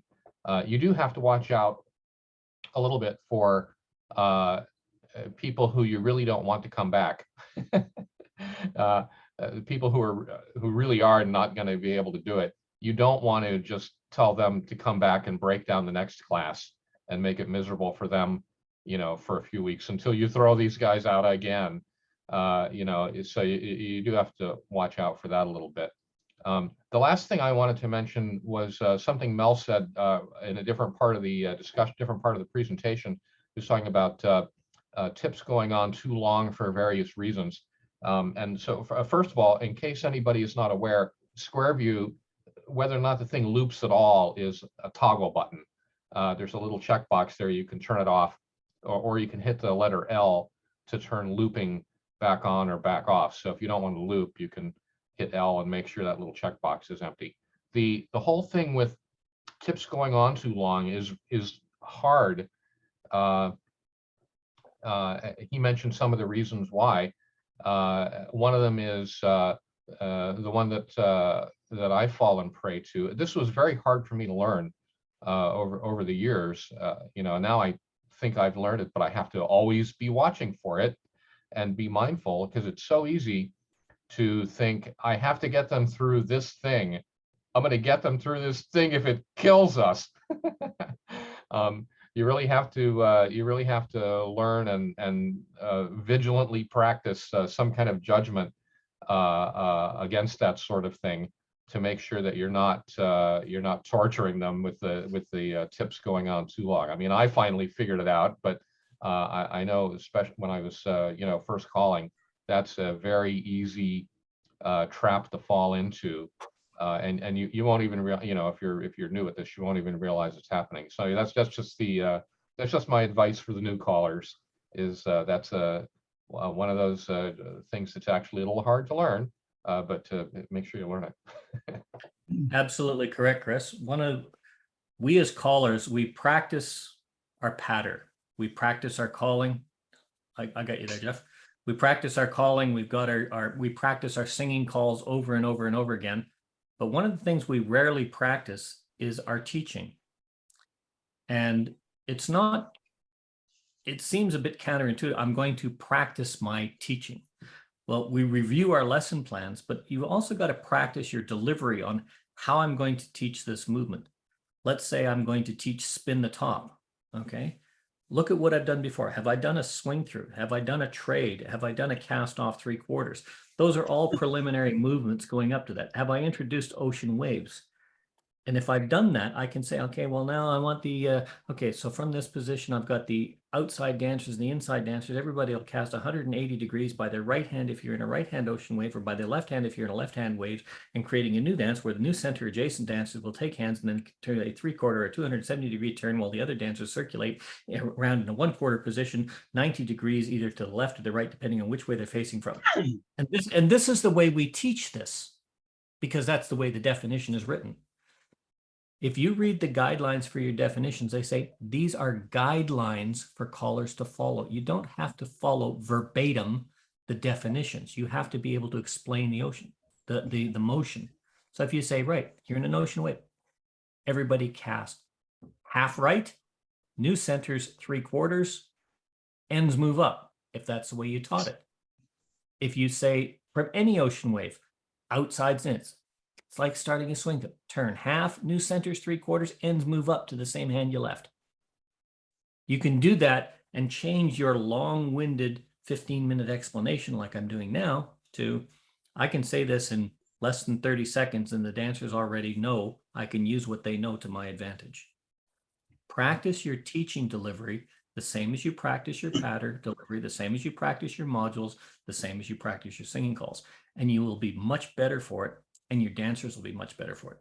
Jeff, you had your hand up. Yeah, thanks, Mel. One call that is really badly, well, not taught, it's taught well, but the older dancers get into a habit on recycle, lean across and grab her and rip her around, and it's a no hand movement. Cross fold, follow and face. And people do, and it's the older dancers that get the newer dancers in that habit of pulling the other dancer. And I've been doing with my club, I've been doing left-handed same sexes in the wave, and they tend to realize I don't want to hold his hand or her hand to pull them around. But they still go back to that way. You know, a lot of dancers do. And I just can't work out why. We teach them right, but they go back in that old habit. It's because the habit of teaching was, girls, you turn back, take hands, wheel and deal. And if that's the way you teach, it's not such a big issue. And if all you're ever going to dance is mainstream, and you're only going to dance it from standard position, I got no problem you teaching it like that, if that's the only way you're ever going to use it. But you're not doing your dancers a justice. No. I had the exact same experience at the convention this last weekend that passed. I like to dance recycle with no hands, but I've given up trying to make a lesson of it because I like to recycle. I like to clap my hands to make sure that it's a no hands move. It makes that. I actually had a lady that I was dancing with freak out, grab me with both hands on my arm and pull me around on the recycle because she thought I was doing it wrong. And it was hilarious. Get recycle. I went like this and I started walking and she just flipped around, grabbed my arms this way and yanked me, not smoothly, yanked me into that position. We've developed these habits because we as callers have taught these habits are okay to exist. We haven't corrected them, or if we do correct them, we correct them improperly and we allow them to continue. We don't make a fuss. Guess what, folks? Make a fuss on your first night. I've got you, Bob.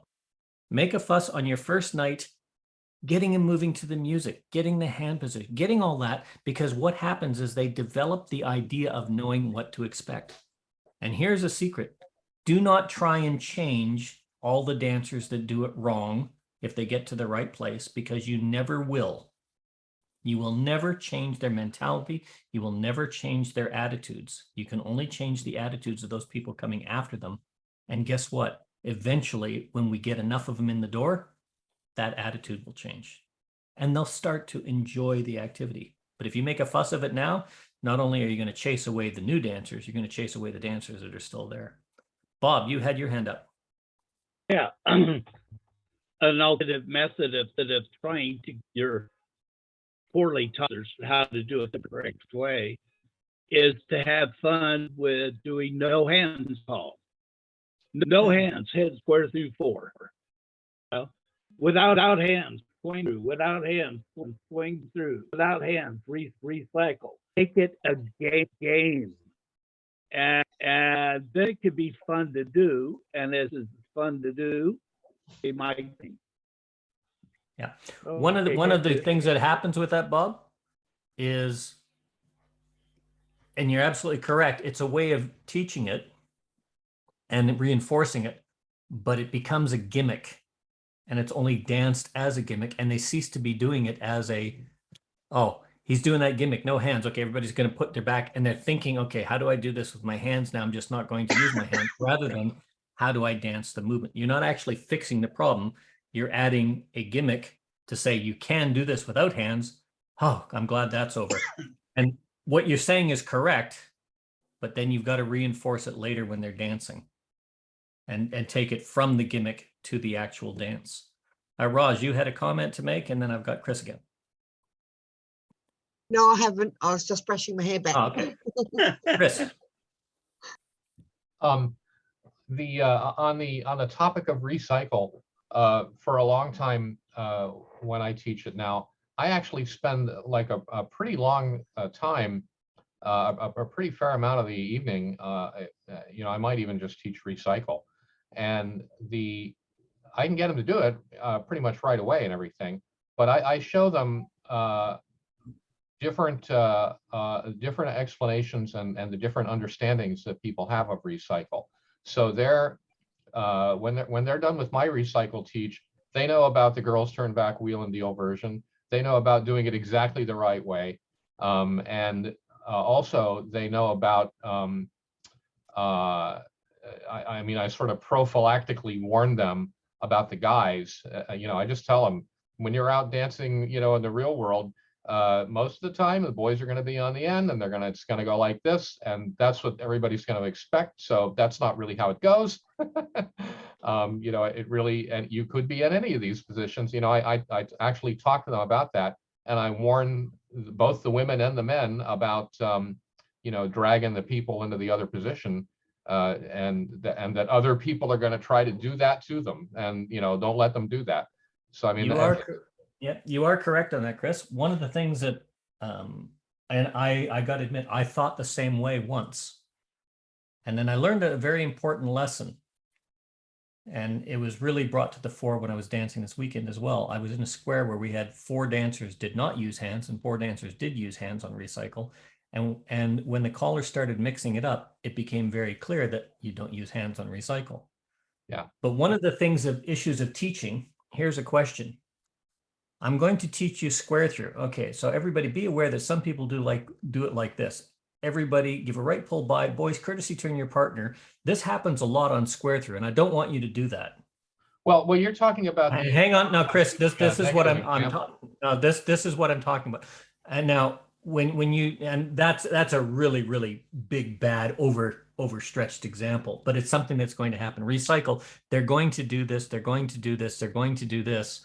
Be aware that this is going to happen. Yes, that I used to say a lot of people do it like this. A lot of people do it like this. That's incorrect. Do it like this.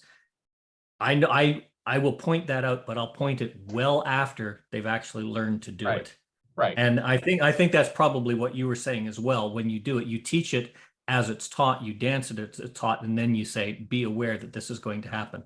I just wanted to make that clarification, because with new callers, they hear, oh, yeah, I should teach all this at the same time and show them what they're going to face in the real world, but this is not the dancing world. Well, I'm preparing dancers to dance in the real world properly.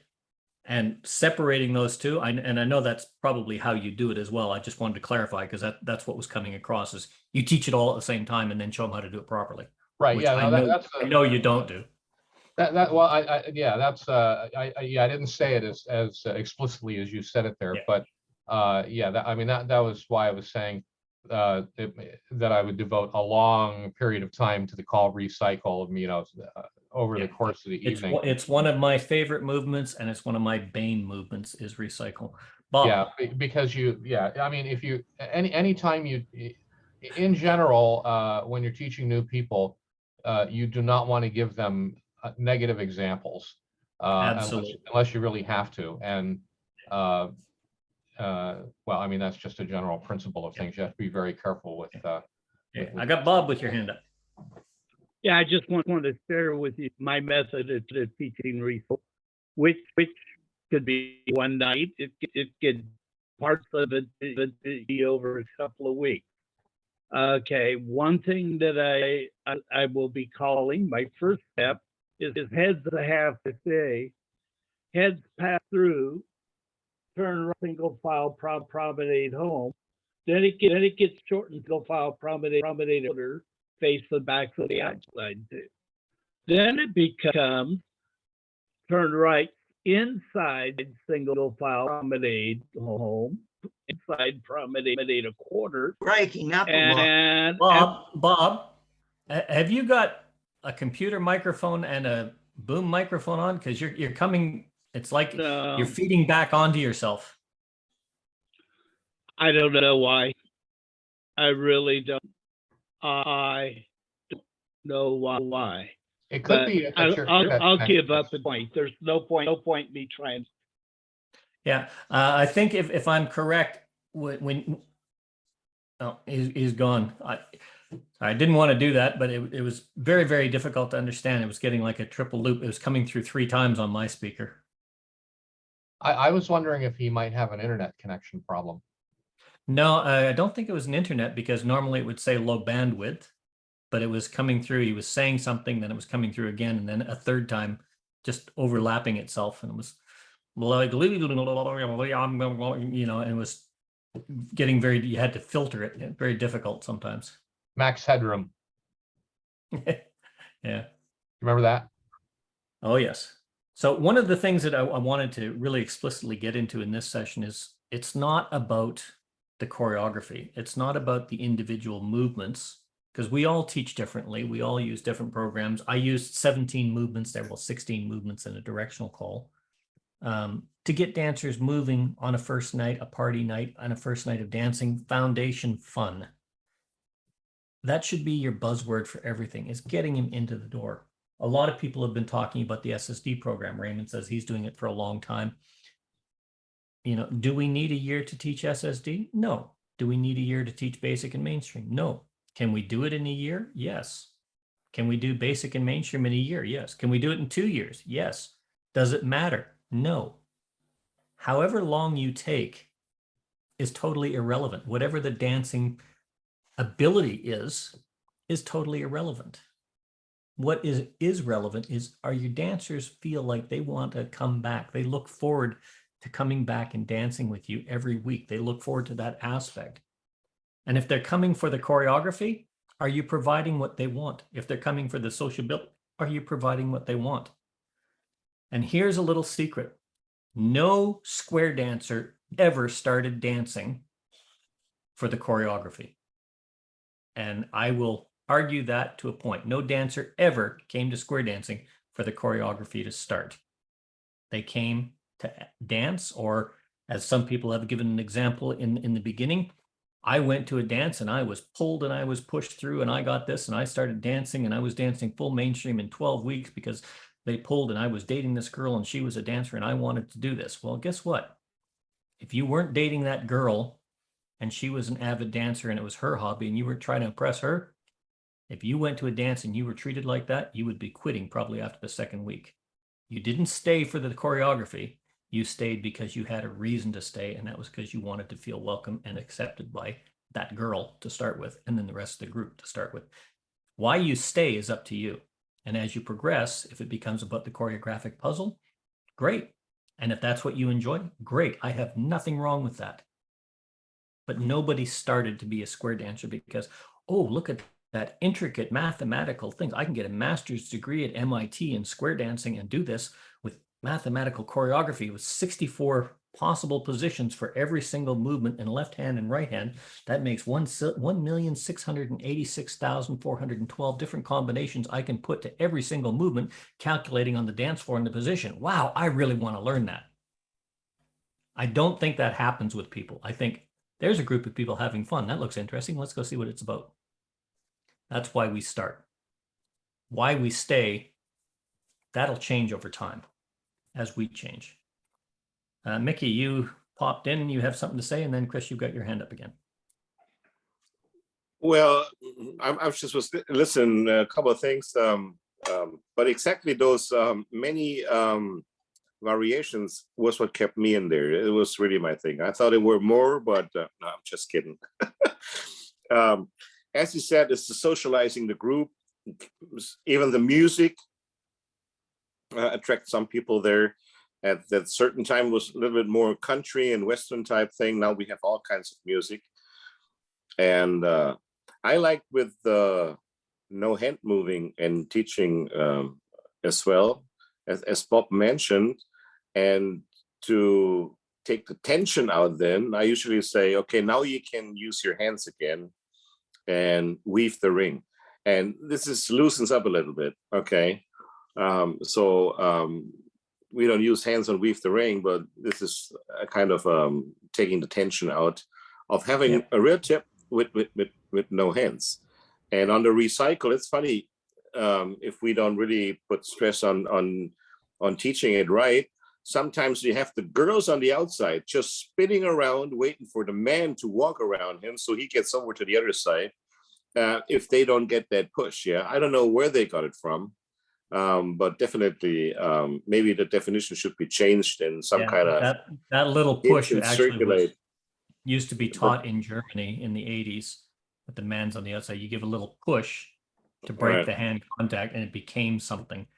It should not have been in there, but it was just something that was part of the styling way back And when. then the problem is that the hands are not folded against each other like this, pressing and having a counter balance type thing, but they have in this thumb grip,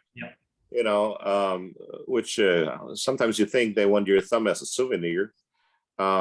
And it's very hard. Usually in the mountains we used it. In Louis Trenker, I don't know whether I have told it here already, but he's a very famous mountaineer and was also a movie star. And I would say this is the Louis Trenker memory grip. I will never let you fall down the mountains. And if so, I would at least have your thumb as a souvenir grip. Okay.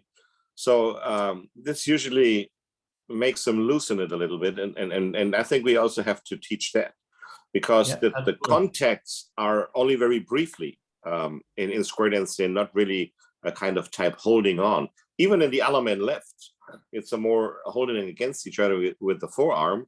But some people, they grab that forearm like it, like an orange. They want to press it out.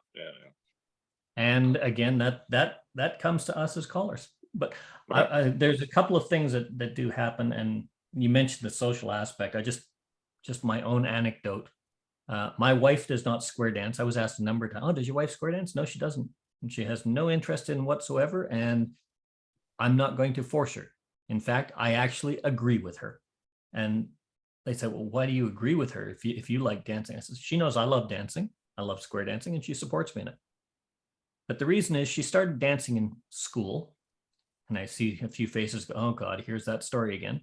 And yeah, it was not a pleasant experience, but she went out with me and she knew I was avid in square dancing. When I moved, she came to Canada and we went to a farewell party barbecue square dance type collective. Two ladies about her age came over, very good dancers, plus and advanced dancers.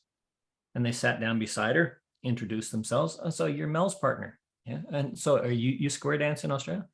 "No, I don't dance at all." "Oh, okay then." And they both picked up their plates and left. That was it. Like, and I'm absolutely serious. But she would say, "Okay, well, as I said, some people are just assholes. Excuse my language, but there's no other way to say that. But what happened next was even worse. Two elderly ladies came and they sat down on either side of her and says, "Oh, so did your daughter have her operation yet?" "Oh, yes, she just had her hysterectomy today, and she'll be in the hospital for this. But I had my vein, look at these." Helen's sitting there with a plate of food trying to eat her lunch, and these two ladies sat on either side of her, leaned forward and talked over her without even no inclusion in the conversation and the tone of the conversation. And she politely smiled, got up, refreshed her plate, went elsewhere, and went and waited in the car. And I left a few minutes later. And she says, "I will never square dance in my life. I didn't like it then, give it a fair chance. But if that's what square dancing is, I don't want any part of it." That's a big example. It was very similar to Mark's example of, "Oh, you're not good enough to dance here, go dance with the handicaps." Derogatory, put down, unwelcoming.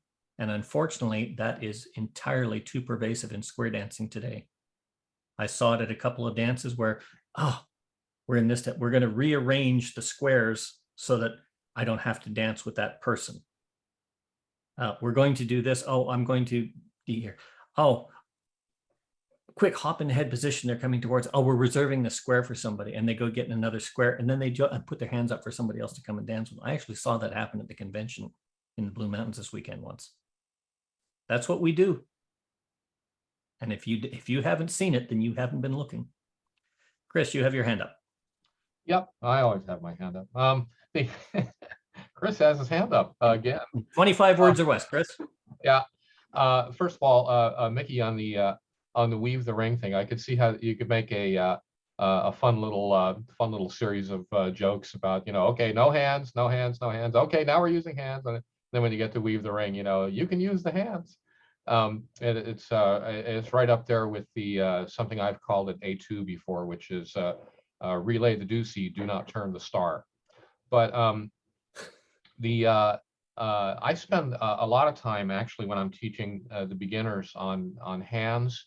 I mean, I get down there and do a whole thing on just how to do a pull by, and then when it's time for the right and left grand, showing how we really do that, and of course, anytime it's like star throughs, whatever, I make a special point of going down there and talk about how high arches should be, and little things about safety for the women and whatever. And not only do I think this improves their dancing, but going down there, getting on the floor, demonstrating this stuff hands-on and talking to them about it, I really think that the dancers really appreciate it. I definitely get a feeling that they really like that.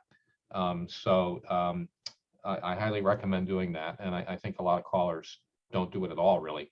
The last thing I wanted to say was to counter your nobody ever got into square dancing because they wanted the puzzles. Definitely, I know of lots of people who did and who came just for that and were Name one. Name one. And what program? Beginners. I mean, now, and you were saying, oh, it's MIT or whatever. Yeah, these were all MIT people. There's definitely certain kinds of people to whom you can even advertise, come do this, it'll be puzzle, it'll be complicated, there'll be all this kind of stuff. It's like geometry, it's like math. Yeah, it'll be dancing. Okay, so essentially what you're saying, there is a segment of the population that's not nobody that essentially what you're saying is there's a group of collective minds that can socially get together and work on an activity that has something with a commonality between all of them, and the caller or the people that put this program together, especially with the MIT group, because I was reading some of their research papers, went to it as a program of dancing, definitions, the mathematics of, and as part of a training curriculum course where they could do that. And they were collectively minded to socialize together to solve this kinds of things. Well, I'm just saying that there's people who are nerds and they like that sort of thing. Where they get it, if you advertise it, that's available, they'll be. Yes, I agree. But what I'm saying to you is, did they individually say, I want the mathematical puzzle? Or Yes. did they collectively say that here's an activity that we can share with a bunch of other people that are collectively saying there's a mathematical puzzle in this and we like mathematical puzzles. We're going to get together and try this activity out to see what we can do with it. No, And there's they a few- individually said this looks like a good nerd thing for me. I think I'll do it, even though there's other people there that I'll have to touch. I It's more like still that. have my I still have my doubts on that one. Hannah, you had your hand up.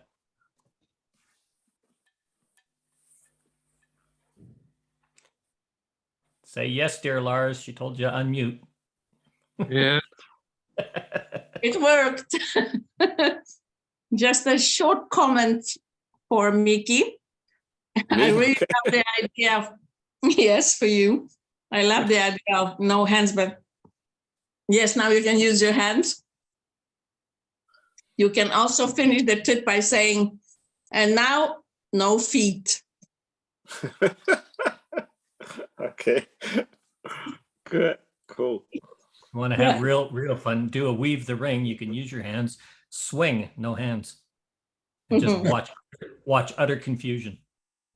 But to get to the epics of the discussion, in one of the clubs that I call for, it is a common thing to say to the dancers that you are not welcome to this class. And we are talking about higher level classes.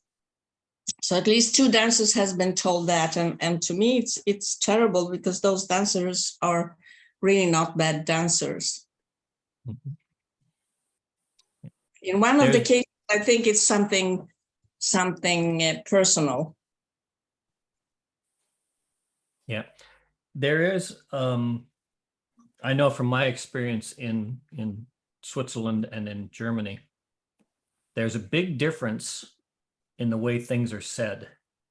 And there was a couple of clubs in Germany, and this is back in the 80s, where you were definitely not welcome at the dance.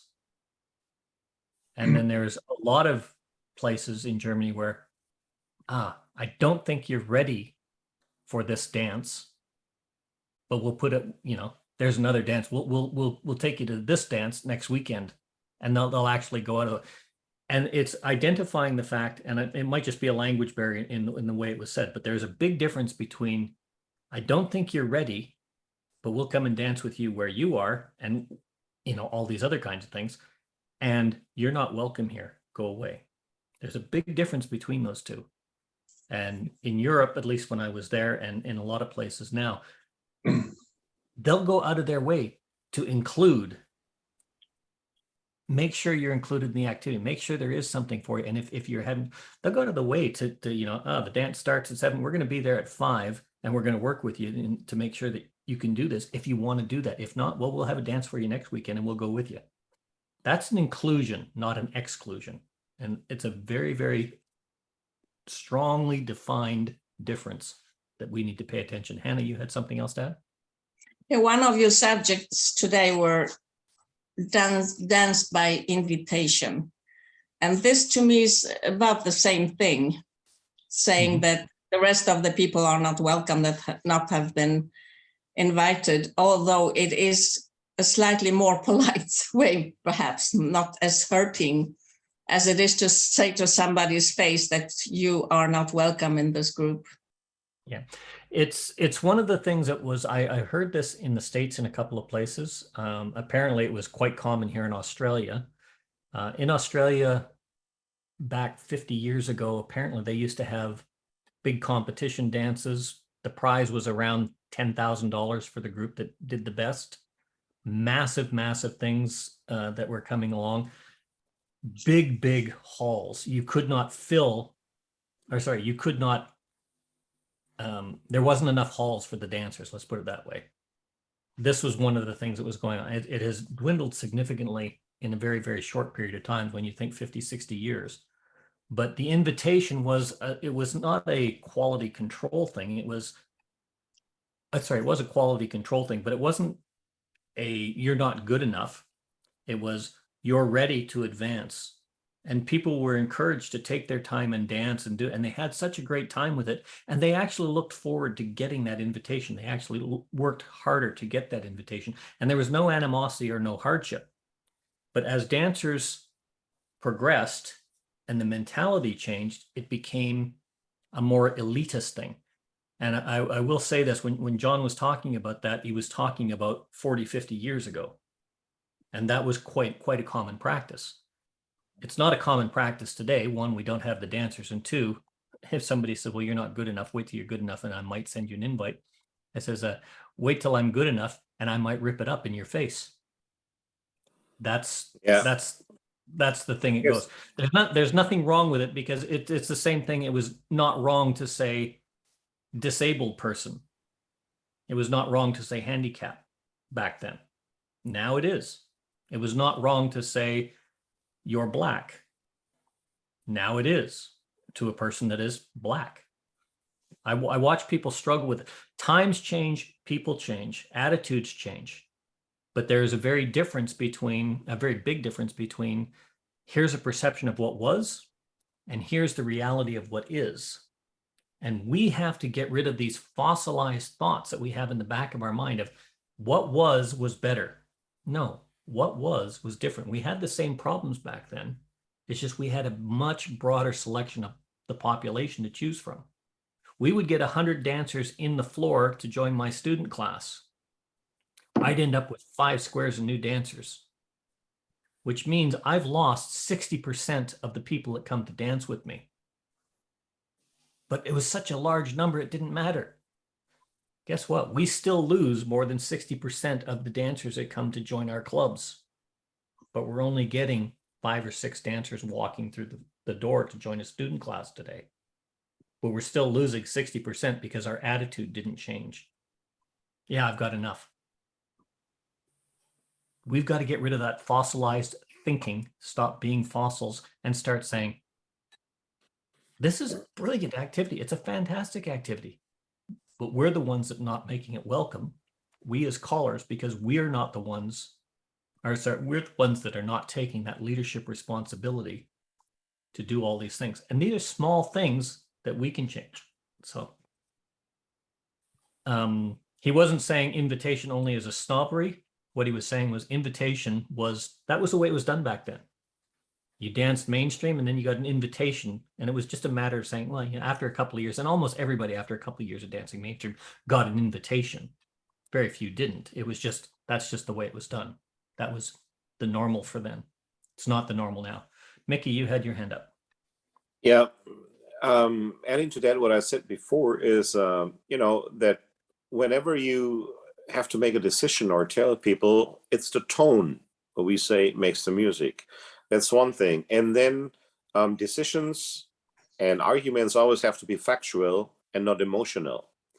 They need to have, people need to see the argumentation is okay and it's fair, and we got to be,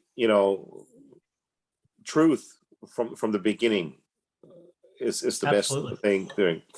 And another thing is, with time changing, like you say, you cannot say black with people black and whatever, and be careful. We in the dance programs we had half breed through, that changed to brace through now. Some things are okay if they change with the time, but on the other hand, and this is a very difficult thing with the sexual harassment which is going on. And the Me Too debate, are you allowed to say this lady looks nice, or is this already something where someone get picky? I think nowadays, and sometimes, and this doesn't help the real victims, we're getting too much overload in that direction. Taking a singing call, for example, like taking baby makes her blue jeans talk. Are you supposed to call that now again? Or is that already going into sexual harassment type thing, or into the Me Too type thing? Okay. Or being sexistish. And I think sometimes we're overdoing it, or some people are overdoing it, but Absolutely. that is also a little bit the spirit of the time right now. Okay. So now we're in the society, in a part of the society. We are in our activity reflecting all of parts of the society in real life. So this is another discussion we may have to face. and put up a statement and say, okay, our songs are good as long as they don't, get real offensive or whatever. And they're kind of a culture type songs. Are you supposed still, we got rid of Half Breed Through. Are we, in order to use Kalijah with the wooden Indian, if it's native, are you still supposed to call that and do that? And I think there is a borderline we shouldn't cross, because those are old songs with no bad meanings. Yeah, so this may be a very interesting discussion.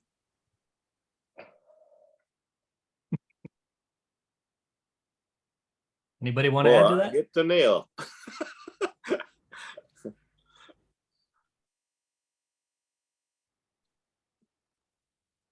First, I need hand up. Go ahead. Go ahead. Oh, yeah. Seeing as how I haven't gotten in enough trouble yet. First of all, on that, I'm just going to give you some information, and that is that on that call Half Breed Through, I know that I myself, as an American Indian, which is what we've always called ourselves growing up and what people on the reservation still say, not Native American for the most part. And I talked to some other dancer friends of mine, and we all agreed that that never offended us, and we thought it was politically correct bull crap that was introduced from outside people wanting to do some kind of virtue signaling crap. So that's just my personal perspective as allegedly one of the people being offended, which we never were. And second of all, that kind of thing goes on way too far in all aspects of society. And being sexual or sexy is not the same thing as being sexist. And I don't think that anybody needs to apologize for most of those things. On the other hand, if I think back to not singing calls that I know of, but it could have been a singing call. If I think back to some of the lovely pop songs of the say the 1930s and 30s through 50s or something back in that era, some of the sentiments and you're talking about My Name is Bobby Brown. well, I was thinking actually of Lollipops and Roses. Okay. Keep them handy, flowers and candy. That was the song. Roses and lollipops and roses. It was a big pop hit back when. I don't know who sang it, Jack Jones or somebody probably. And but it has lyrics in it like carry her books, that's how it starts. 14 to 40, their kids and their hearts.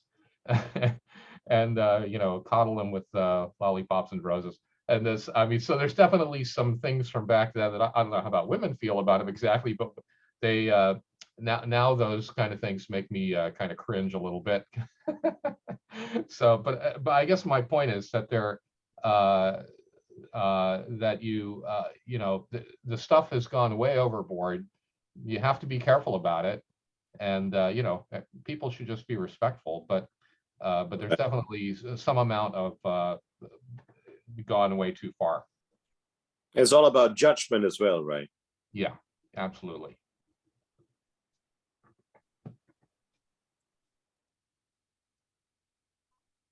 Yeah, well, it is. And as I said, there's a lot of things that we do and we make fun of it. You asked the question, is it okay to give a girl a compliment? Yes, it's perfectly fine. Is it okay to hold the door open for someone? Yes, it's perfectly fine. Is it okay for a guy to say to another guy, wow, I really like that cologne? Yes, it is absolutely perfectly fine to do this kind of things. But it doesn't matter how you do it. Somebody's going to find a way to take offense to it. You know what? It's all about carriage. And there's a fellow that went up and he started yelling and screaming at this person, and the person just stood there and ignored them, just smiled. Look at how, and it was asked afterwards, how do you hold your temper? He says, No temper. I wasn't getting angry. Getting mad at me or complimenting me is a gift. I can choose whether to accept that gift or not accept it. And who owns the gift? If I take it, it's mine. If I choose not to take it, it's not mine. I have nothing to do with it. You can do the same thing with that. But you're right, also right about we go too far. I mean, I'm waiting for 5 years from now in our politically correct environment that our tips are going to be about 35 minutes long for patter. Because, you know, we have to change the terminology of our calls. For instance, identify this call. The numerically differentiated only for identification non-gendered right-hand dancer in the collective arrangement laterally progressed in a non-denoted binding named action unrelated to submission or domination, restriction, or abuse containing material, then supportedly advance in a retrograde repetition to your significant other to recreate the original formation. Go. And do not turn the star. You're close. That's Four Ladies Chain. You know, you want to be politically correct? This is where we're going to it. But can you say Four Ladies Chain? Of course you can, because a lady's a lady. It doesn't matter if it's a man dancing in a lady's position. That's just the way it is. But can you say four pretty little girls chain that ring? Absolutely. The same as you can sing the song Red, Red Wine. The same as you can drink coffee in a synagogue or at a Mormon tabernacle if they make the coffee for you. But don't bring your own, because that would just be rude. That's common sense and courtesy. And that's what's lacking.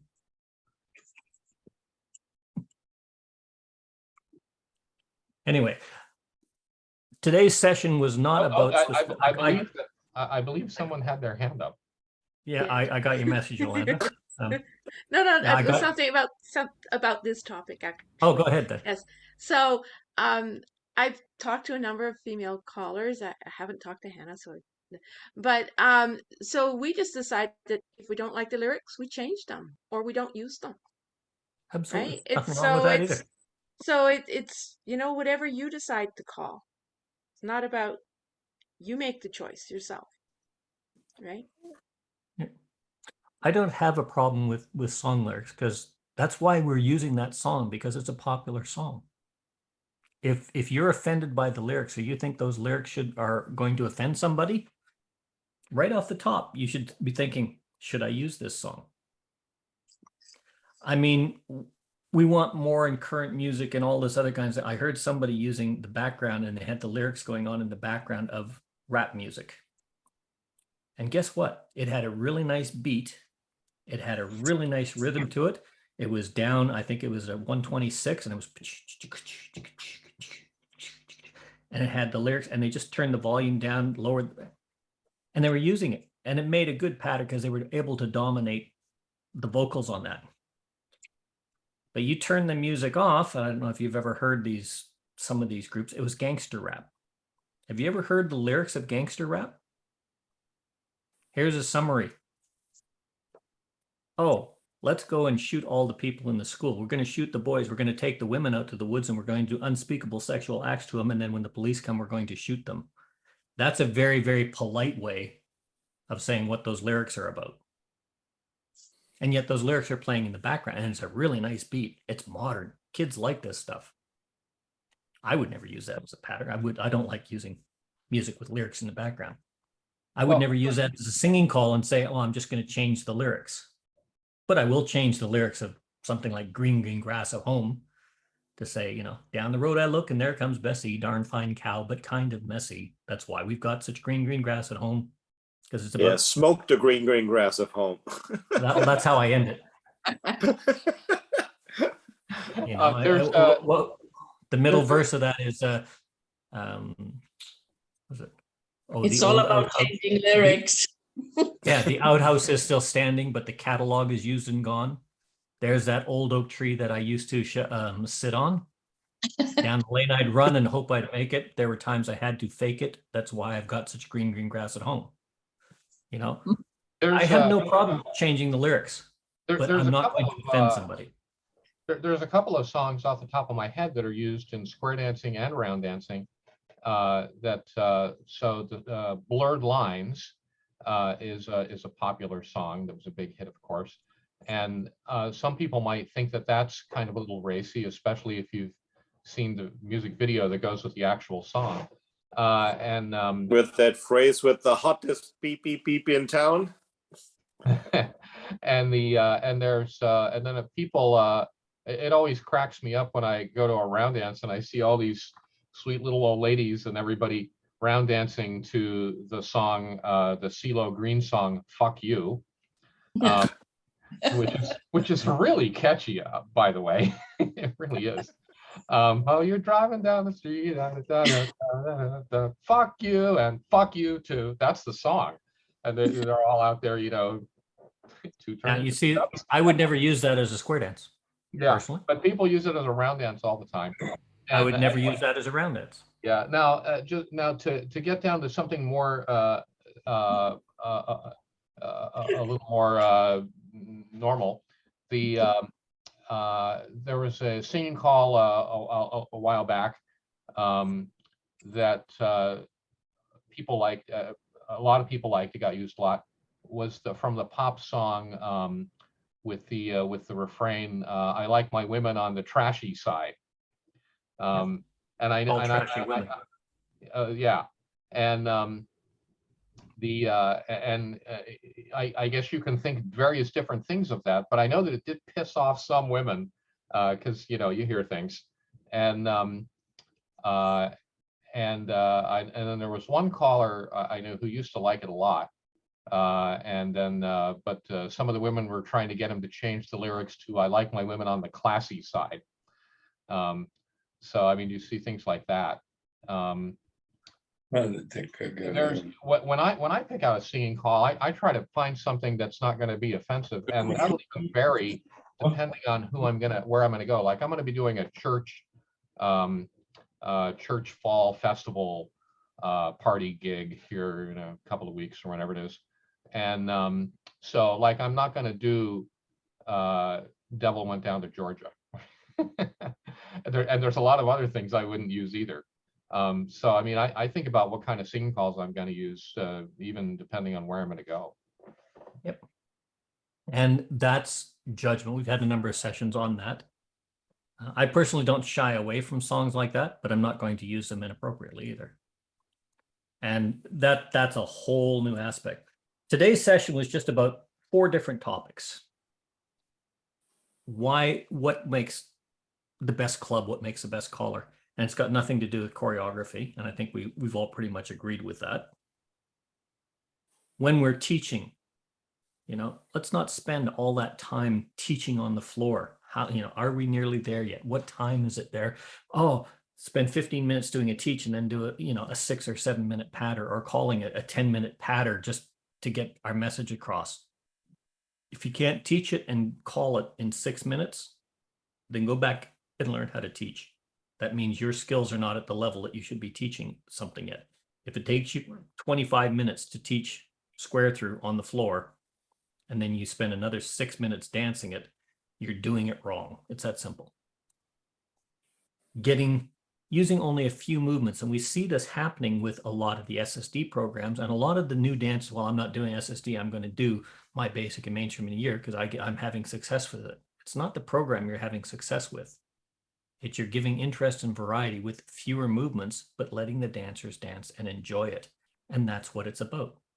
South Australia, they got 4 or 5 clubs now that are going and they're doing SSD over the course of 6 months or a year, from what I've been told. They get together collectively once a month or once every couple of months, and they dance at whatever the program is because that's what the dancers want. They're enjoying it. And if that's what they want, give it to them. That's what's important.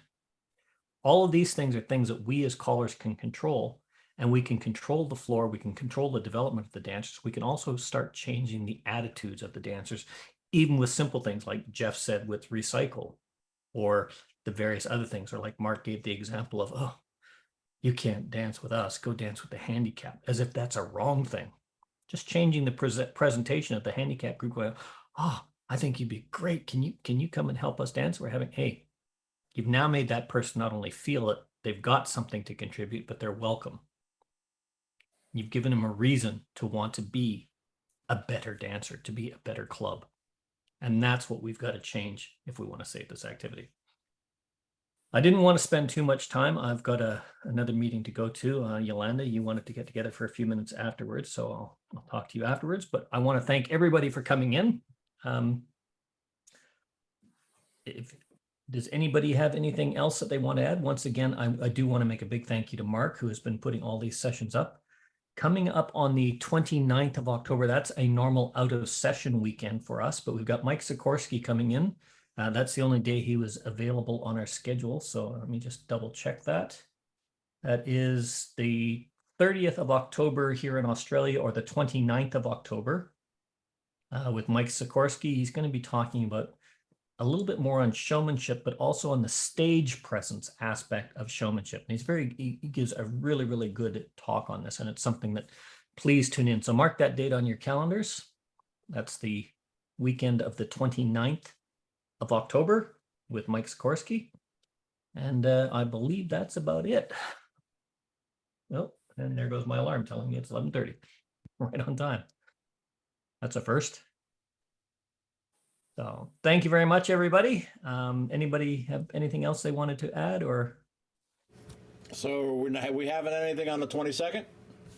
Yeah, I'm still going to have something on the 22nd, but I'm thinking more of just an open, another open discussion type thing, because I've been asked a few times. I've got a few choreographic questions. I got a few things that I want to look at.